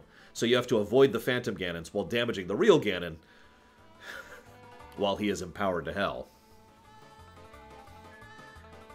Also, Baron says, which Ganon? There's really only the one Ganondorf. I mean, there's like 2 exceptions to that. In fact, there are literally 2 exceptions to that. There's only 3 Ganondorfs across the franchise, and frankly, the other 2 don't count as far as I'm concerned. Yeah, easy mode would probably be Vaati, honestly. Fight Vaati, so it'd probably be Vaati is the easy mode, and then honestly, probably Demise. After that, Majora, and then the hardest would be Ganondorf. I think that tracks. Yeah, I mentioned that, Materia Keeper. It would be a Hardened Rage, basically. You know, you have until the moon hits to defeat him. Otherwise, whoop! Yes, but that's the same Ganondorf, Baron. But you're, of course, referring to visually, aren't you? So in that case, I don't know. I think I'd have to debate that. But I suppose, since the most common visual Ganondorf we see is the one based off of Twilight Princess, we'd probably just go with that one. Why not have Ganon show up when you fight Ganondorf? I was thinking about that. And I'm not sure, like, as weird as this may sound, no matter how I picture it in this type of a fight, Ganon would be weaker than Ganondorf. Because Ganon is... I know, Baron. Although, actually, they're also wrong on that one. But let's not get into this.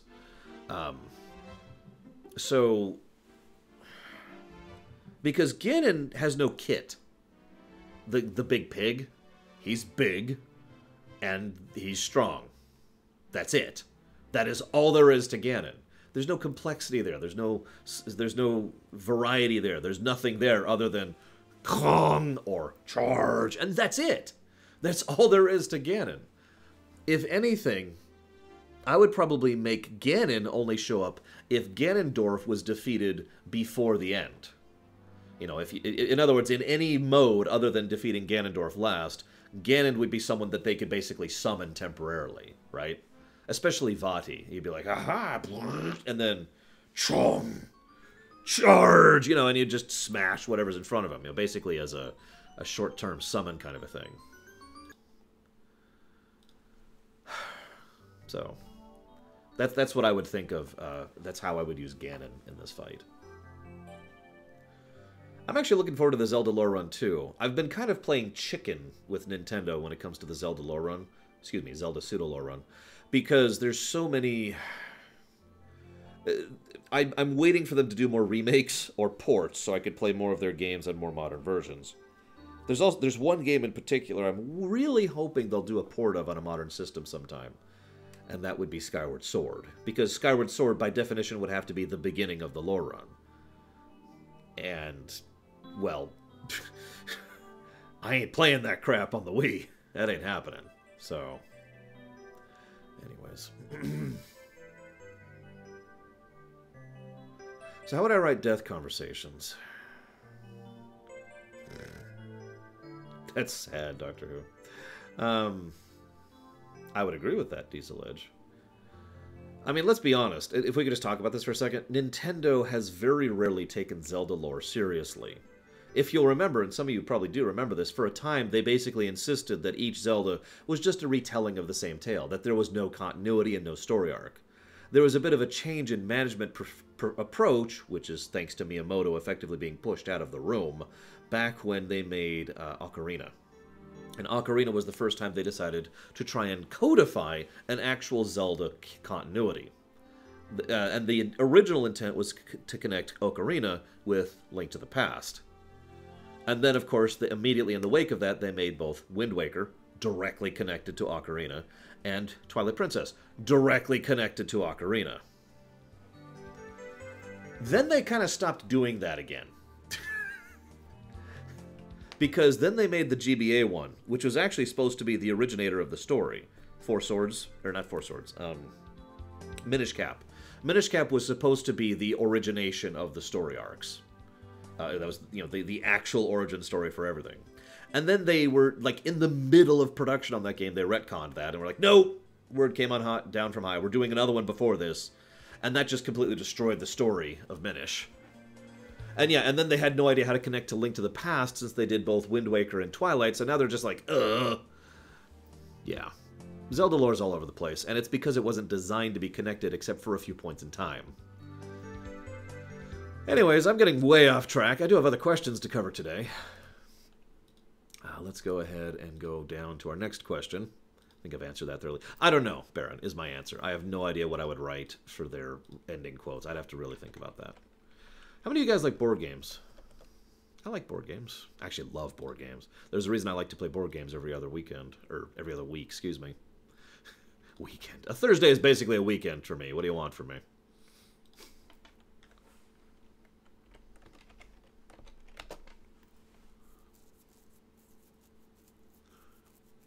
Oh, absolutely, Baron. Yeah, there would be an immediate death quote, and then there would be the actual death scene, I think. So I love board games. So I have been given... You have given an opportunity... Hang on, the lack of music's killing me.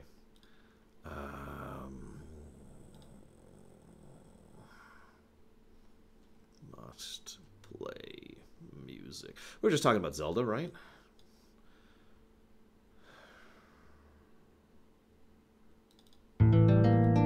Too loud. Sorry. You have been given the opportunity to make a board game based on any video game series that you want. You, however, cannot make this about any video game series that already has a board game. So, which video game series do you choose to turn into a board game, and how do you design it?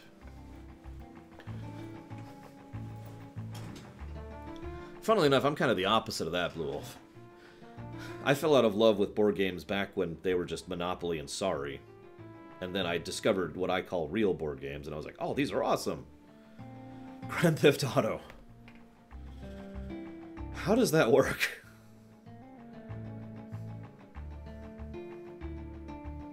Yakuza board game. Ooh, I like that idea. Trivial Pursuit, Dark Souls Edition.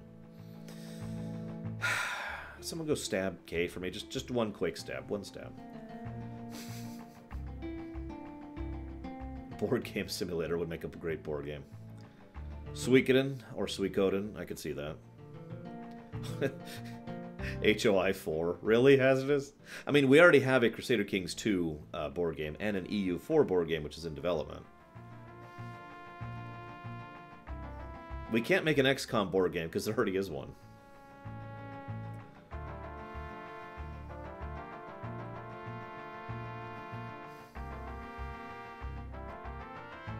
Neverwinter Nights 2 board game. I mean, that's possible. Not only do we already have actual RPG board games, basically tabletop light is what that's usually referred to as. No, Shadow Machine.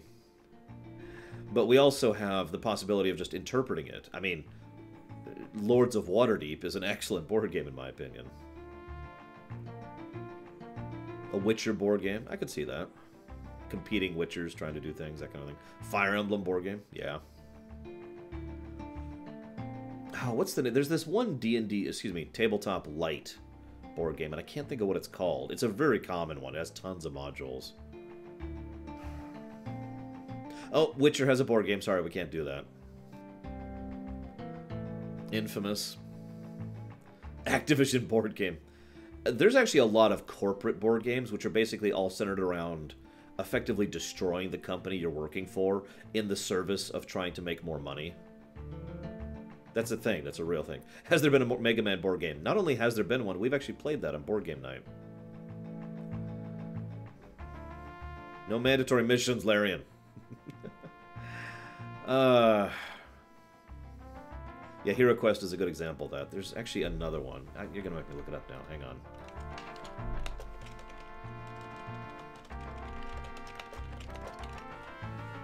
Assassin's Creed, huh? That sounds interesting.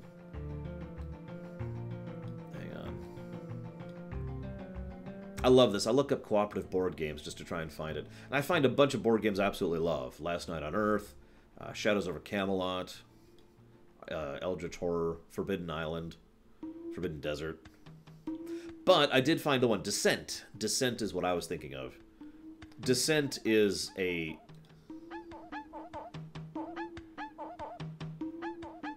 Descent is an excellent example of D&D Lite.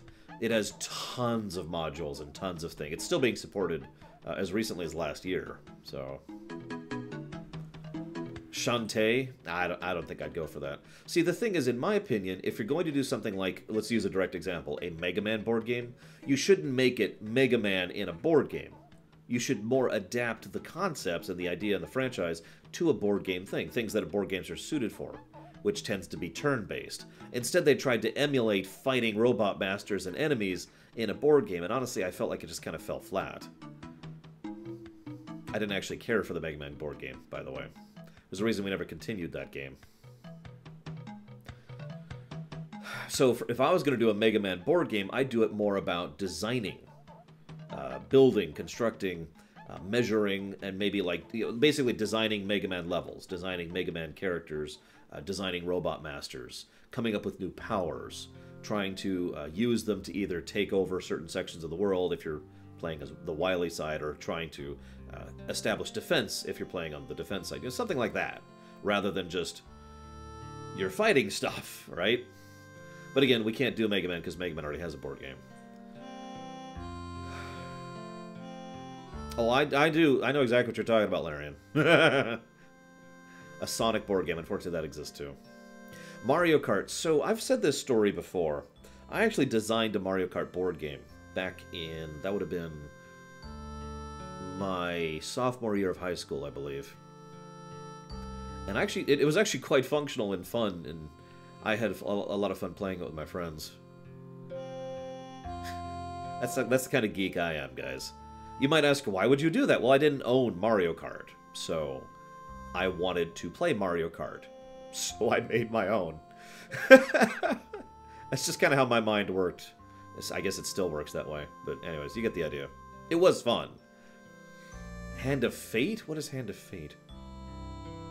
For what game didn't I design a board game? Anyways, the point being... No, that's not true. There's plenty I haven't. Like, I've designed a lot of tabletop rules. In fact, I've actually come up with tabletop rules for Mega Man, for that matter. But anyways. I've heard a lot of interesting suggestions there. But if I had to pick only one thing to go ahead and make a board game based off of... So, I'm really big on cooperative board games. There's actually not as many of those as I would like. Even several of the board games that I really enjoy are versus, like Lords of Waterdeep. But I don't like versus. The only way I enjoy those kind of games is if I don't play to win. If I don't care about succeeding, I only care about having fun on the way. So I would want this to be a cooperative board game, which kind of limits our field a little bit. I would also want it to be more complex, but not too complex. I have played a World of Warcraft board game, and that was ludicrously insane. It's one of the most badly designed board games I've ever seen. Okay, here's the 17th page of additional rules. There is such a thing as too many rules when it comes to a board game.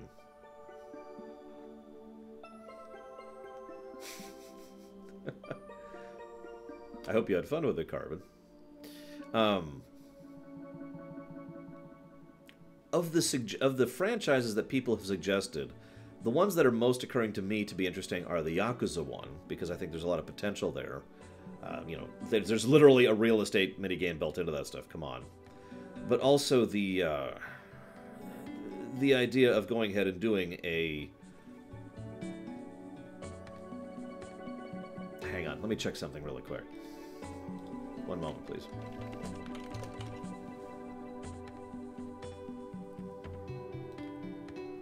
Borderlands. Damn.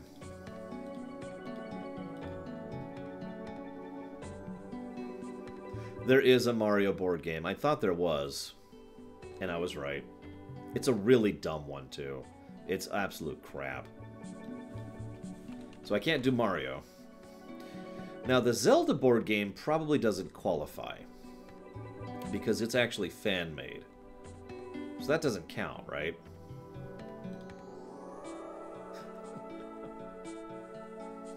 Oh, it's awful, Justin. Just look up Mario board game. It's like Mario Brothers Level or something like that. Or Level Up. Awful. Anyways,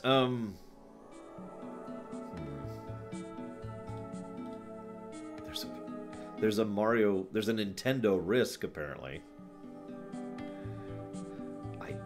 Okay.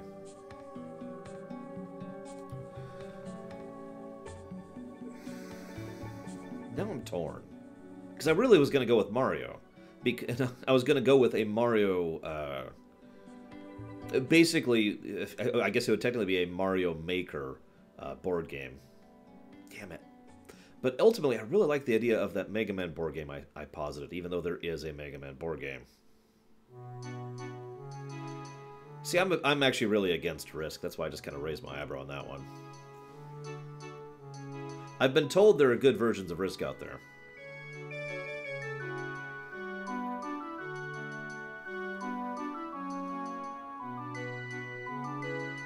I can see Portal working. Co-op Portal. Now I'm torn. I guess I don't have a definitive answer. Let's just go with Yakuza. Screw it. Let's just go with Yakuza. Actually, is there? Hang on, hang on. Let's make sure here.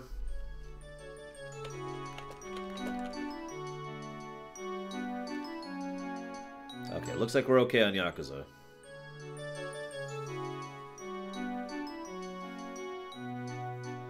Oh, that sounds so fun, Dakota. I guess Mega Man X is technically different than Mega Man.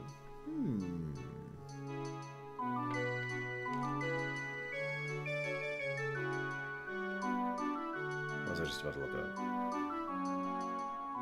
Ah. There it is.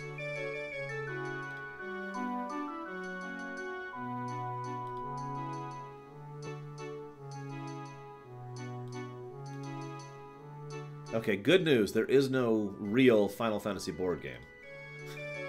This is kind of getting into it technically, because there are Final Fantasy Dragon Quest board games, where Final Fantasy is like a cameo. And there's also a bunch of custom, cosmetic other board games with Final Fantasy figurines and boards and stuff. But there's no actual Final Fantasy board game. So there you go. How to be a blue mage. Ah! First you have to roll this random die. On a 1, you successfully learned the spell. No, let's not do that. Anyways, that's actually all I've got for that question. I still like... I mean, I know it's cheating, but I still like the Mega Man idea that I posited most. And I mean that sincerely.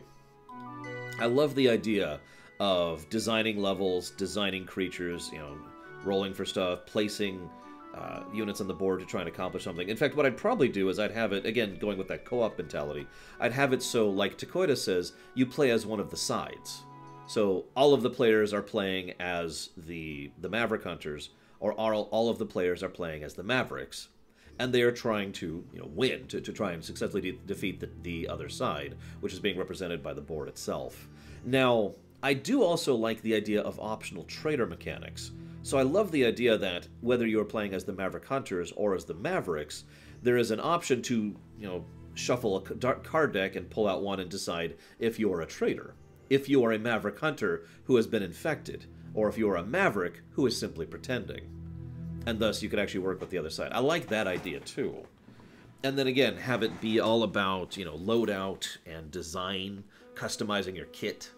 Because Reploids are supposed to be super malleable in terms of their design. That's kind of their shtick, right? And, you know, there would probably be a point cost system, and, you know, you can only bring so much to certain areas, or so much would have detriments attached to it, that kind of a thing, you know.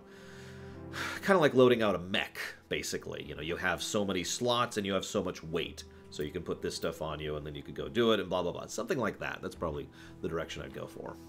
Hi, Rex. So I said there's one more thing on this list here, and that is Tetris. I suppose I should get a timestamp.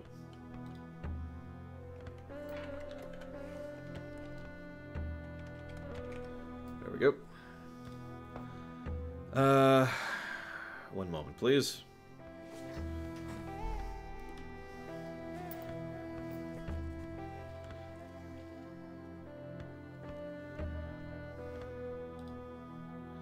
Whoops, I'm still in Stardew.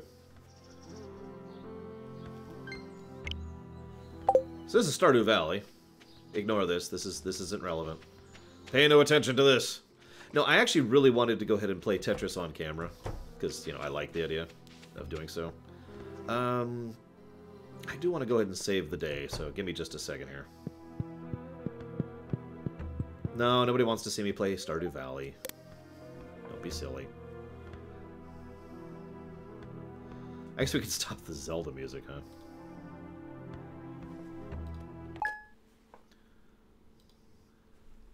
Hang on, really quick. I just want to see something really quick.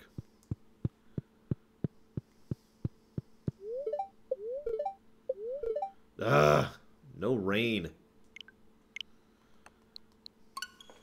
Why is there no rain? I knew it, Blue Elf. You secretly hate me. Sadness. Well, I have a lore run to go through, Ice Tray, so don't do that. Oh, geez, that's a little loud.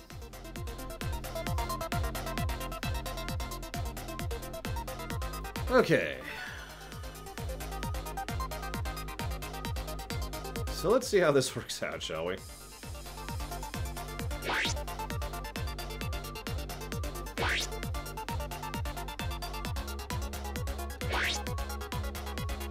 I actually need 3, Larian, but yes. No rain. So, I have actually done this before, spoiler alert. I have gotten, like, 60th place. So let's see if we can beat 60th, okay, guys? What do you think? Do you think I can beat 60th? Yes, this is about the Great Tetris War. Really? That's... okay. By the way, I'm awful at Tetris. That's a good time to mention that, I think.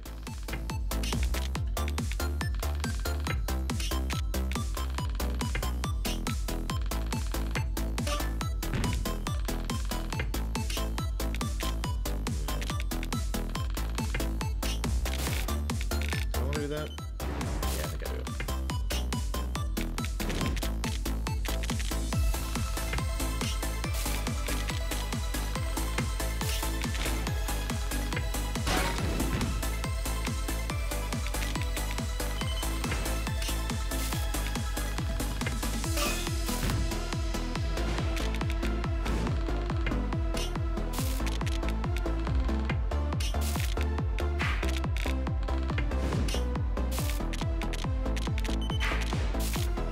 Come on, there we go.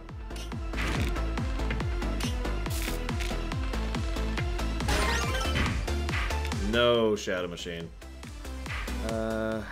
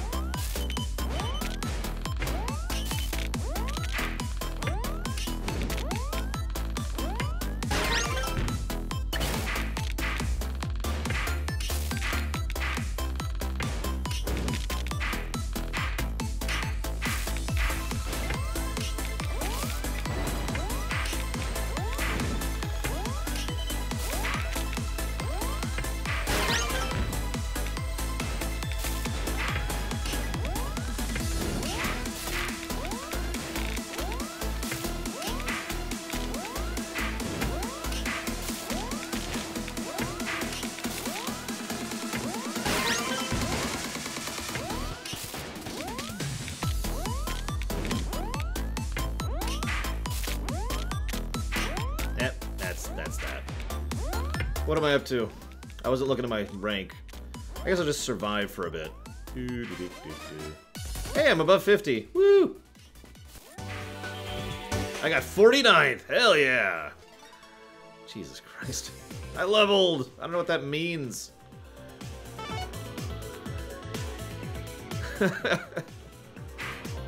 Yay! So that's Tetris Battle Royale. Excuse me.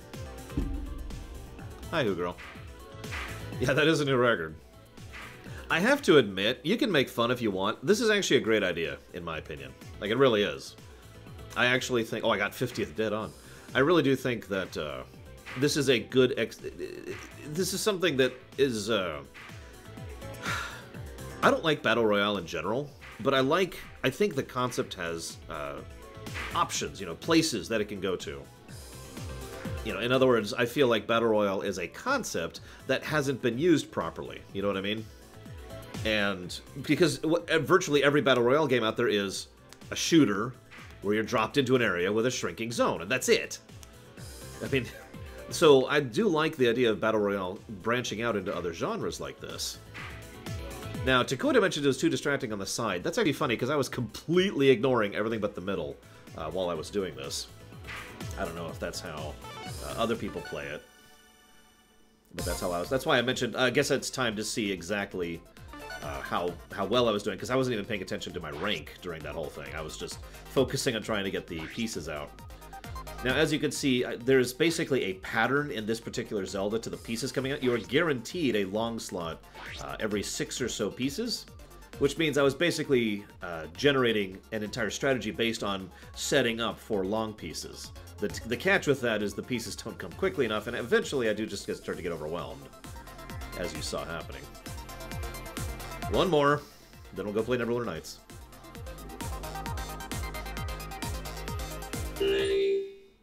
And starting with a long piece is just awful.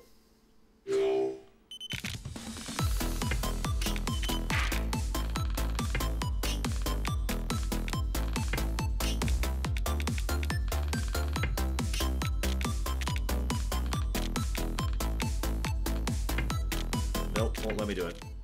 Damn. Well, that's good to know. Let's go. What? Oh! Apparently if I hit up, it automatically drops them. Well, that's good to know! Oh, jeez, this is awful. I have nowhere to put this.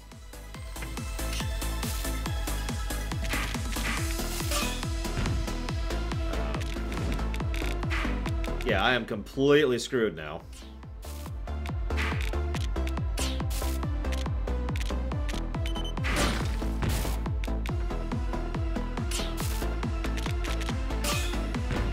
I am not good at Tetris. I never have been. I've never claimed to be good at this game. I've been playing it since... God, I don't even know how long ago now. I'd have to really think about that.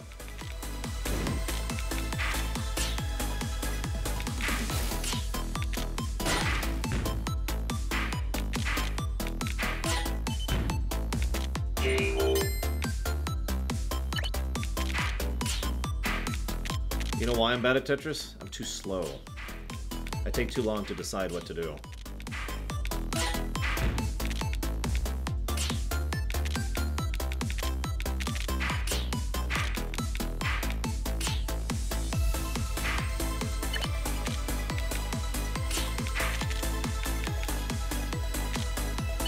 That is awful. Whatever.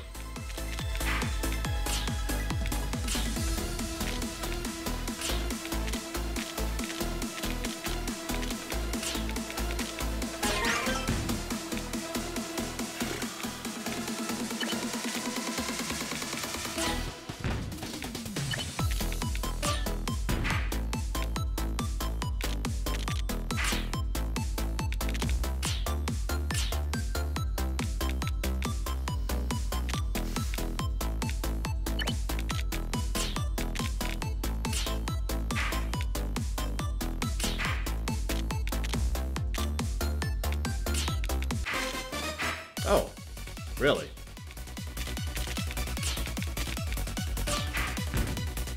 Huh.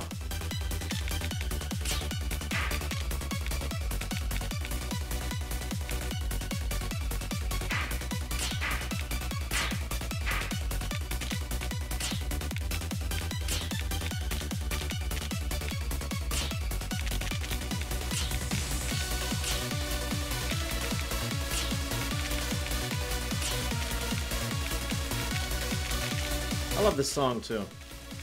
I mean, I love this Tetris song in general. I always have.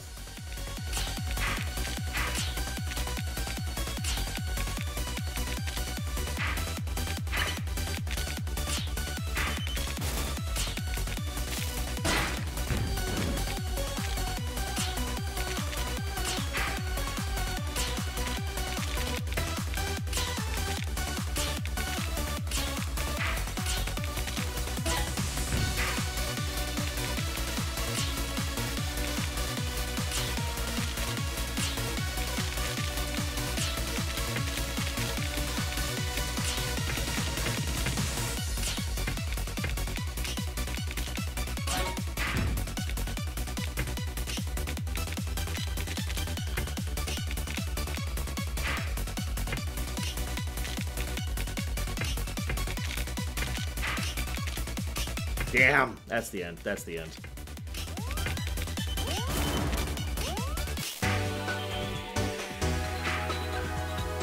What'd I get? 24th! No, I have not, Mihawk.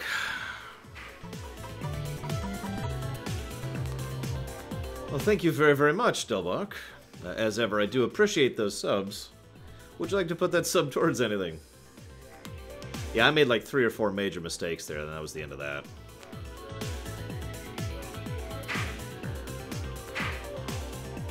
Especially right at the beginning. God, I just completely screwed up my intro. But whatever. So anyways, that's Tetris Battle Royale, or whatever this is actually called. What's this called?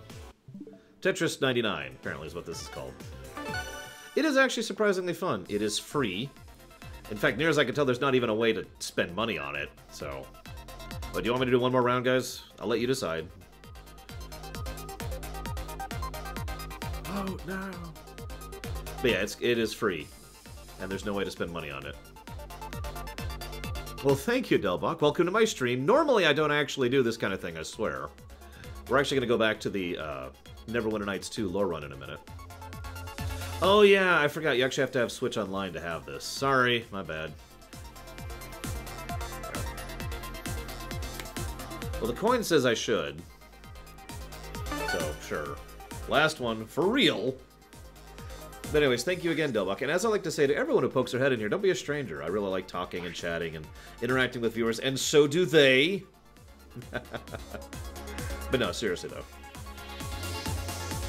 So this time I'm going to try and lose as quickly as possible.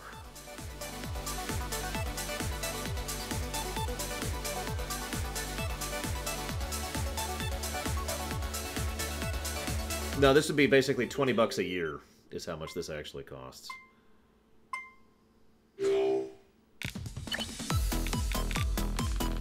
Right. Do I want to do that? Yeah, I do.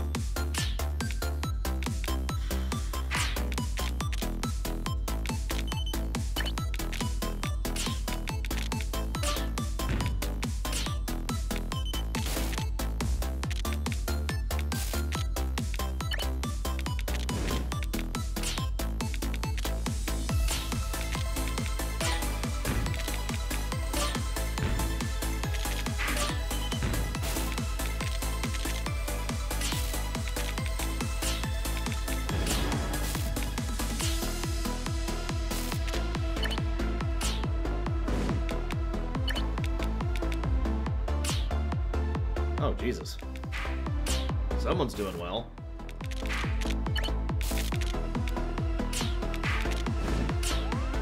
Holy crap! I was kidding with the whole losing early thing. Jesus. Someone is just wrecking me over there.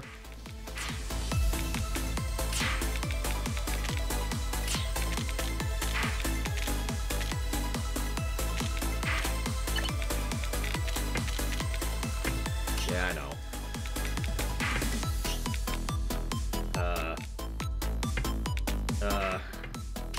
Well, that's awful. Jesus Christ. God damn. Yeah, that was the end of that. Just gray, gray, gray. Gray! Holy crap. Who was actually doing it? Like, I know it shows you who's sending blocks your way, but I didn't see who was doing it.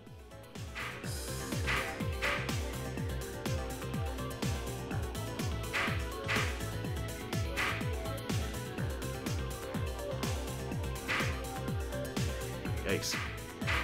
Yeah, I am terrible at games. So what you're seeing on the sides is the other players. That's their actual Tetris screens right now and where they're at. So, let's do this. Anyways. What do levels mean? Does anyone know what levels mean in this? Does that mean anything? Or is that just a way of tracking how good you are and seeing who it, like, as a way of who to pair you up against? Like, yeah. I don't know what the level means. I know what this stuff means. This is all just my stats.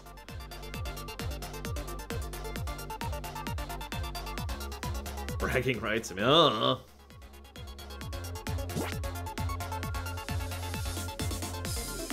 Well, that would make sense, Delbach. Actually, in all in total sincerity, I hope they do more with this. Because this is... I do legitimately believe this is a neat concept. But not as neat as this game, which we're never playing on camera again. Or this game, which is...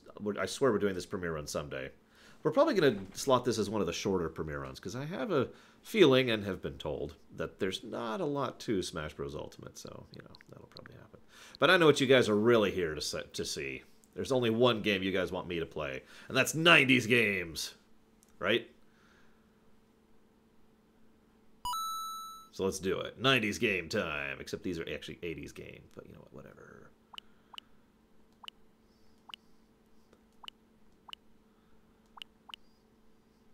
Frisk. Okay, let's do it. Zelda lore run. So, once upon a time there was this guy named Link, right? Now, he's a weirdo. He doesn't even wear pants, and his eyebrows are huge! Why are his eyebrows so big? It looks so weird. And one day he was like, you know what? I just really hate all of the things of Hyrule. So he decided to kill all of them. And this is the story of Link the Psychopath. Death to all. Yes, he actually has eyebrows that are the same color palette as his clothing. So if you happen to be wearing the green outfit, his eyes are literally green. They're white right now, as you can see. Or maybe you can't see that. We got this. You know what my favorite part about Link 1 is? And this is sarcasm, by the way. My favorite part about the first Zelda game is that the controls are awful. Like, I know people can get used to these controls and be very precise with them, but the controls are basically designed to not be precise. Which is just... It's hard to explain, but basically you don't actually have free movement. You're effectively moving on a grid. I don't mean this grid right here. I mean, like, there's a grid thing, and every time you move in any given direction, you move the same distance in that direction. Now, you could say a lot of games do this, but for example, in, say, LTTP, if you move as precisely as you can actually move pixel by pixel. You can't do that in Zelda 1. You move on the grid. You can actually see the grid stops here as I'm just tapping very briefly here. And that makes it so that if you want to do a precise movement in the heat of the moment as an ARPG-style thing, you can't unless you're actually on the right grid space. But we'll get to the Zelda lore run someday, I swear, guys. No, really. I'm actually looking forward to it.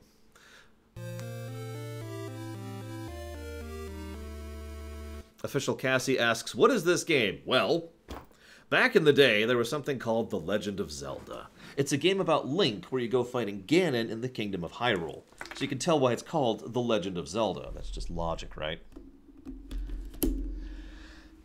Thank you very, very much, Official Cassie, as ever. I do much appreciate those subs. And if you'd like to put that sub towards a future run, please let me know. But for now, we're going to go ahead and chop this off with the no signal line. And I'll see you next time.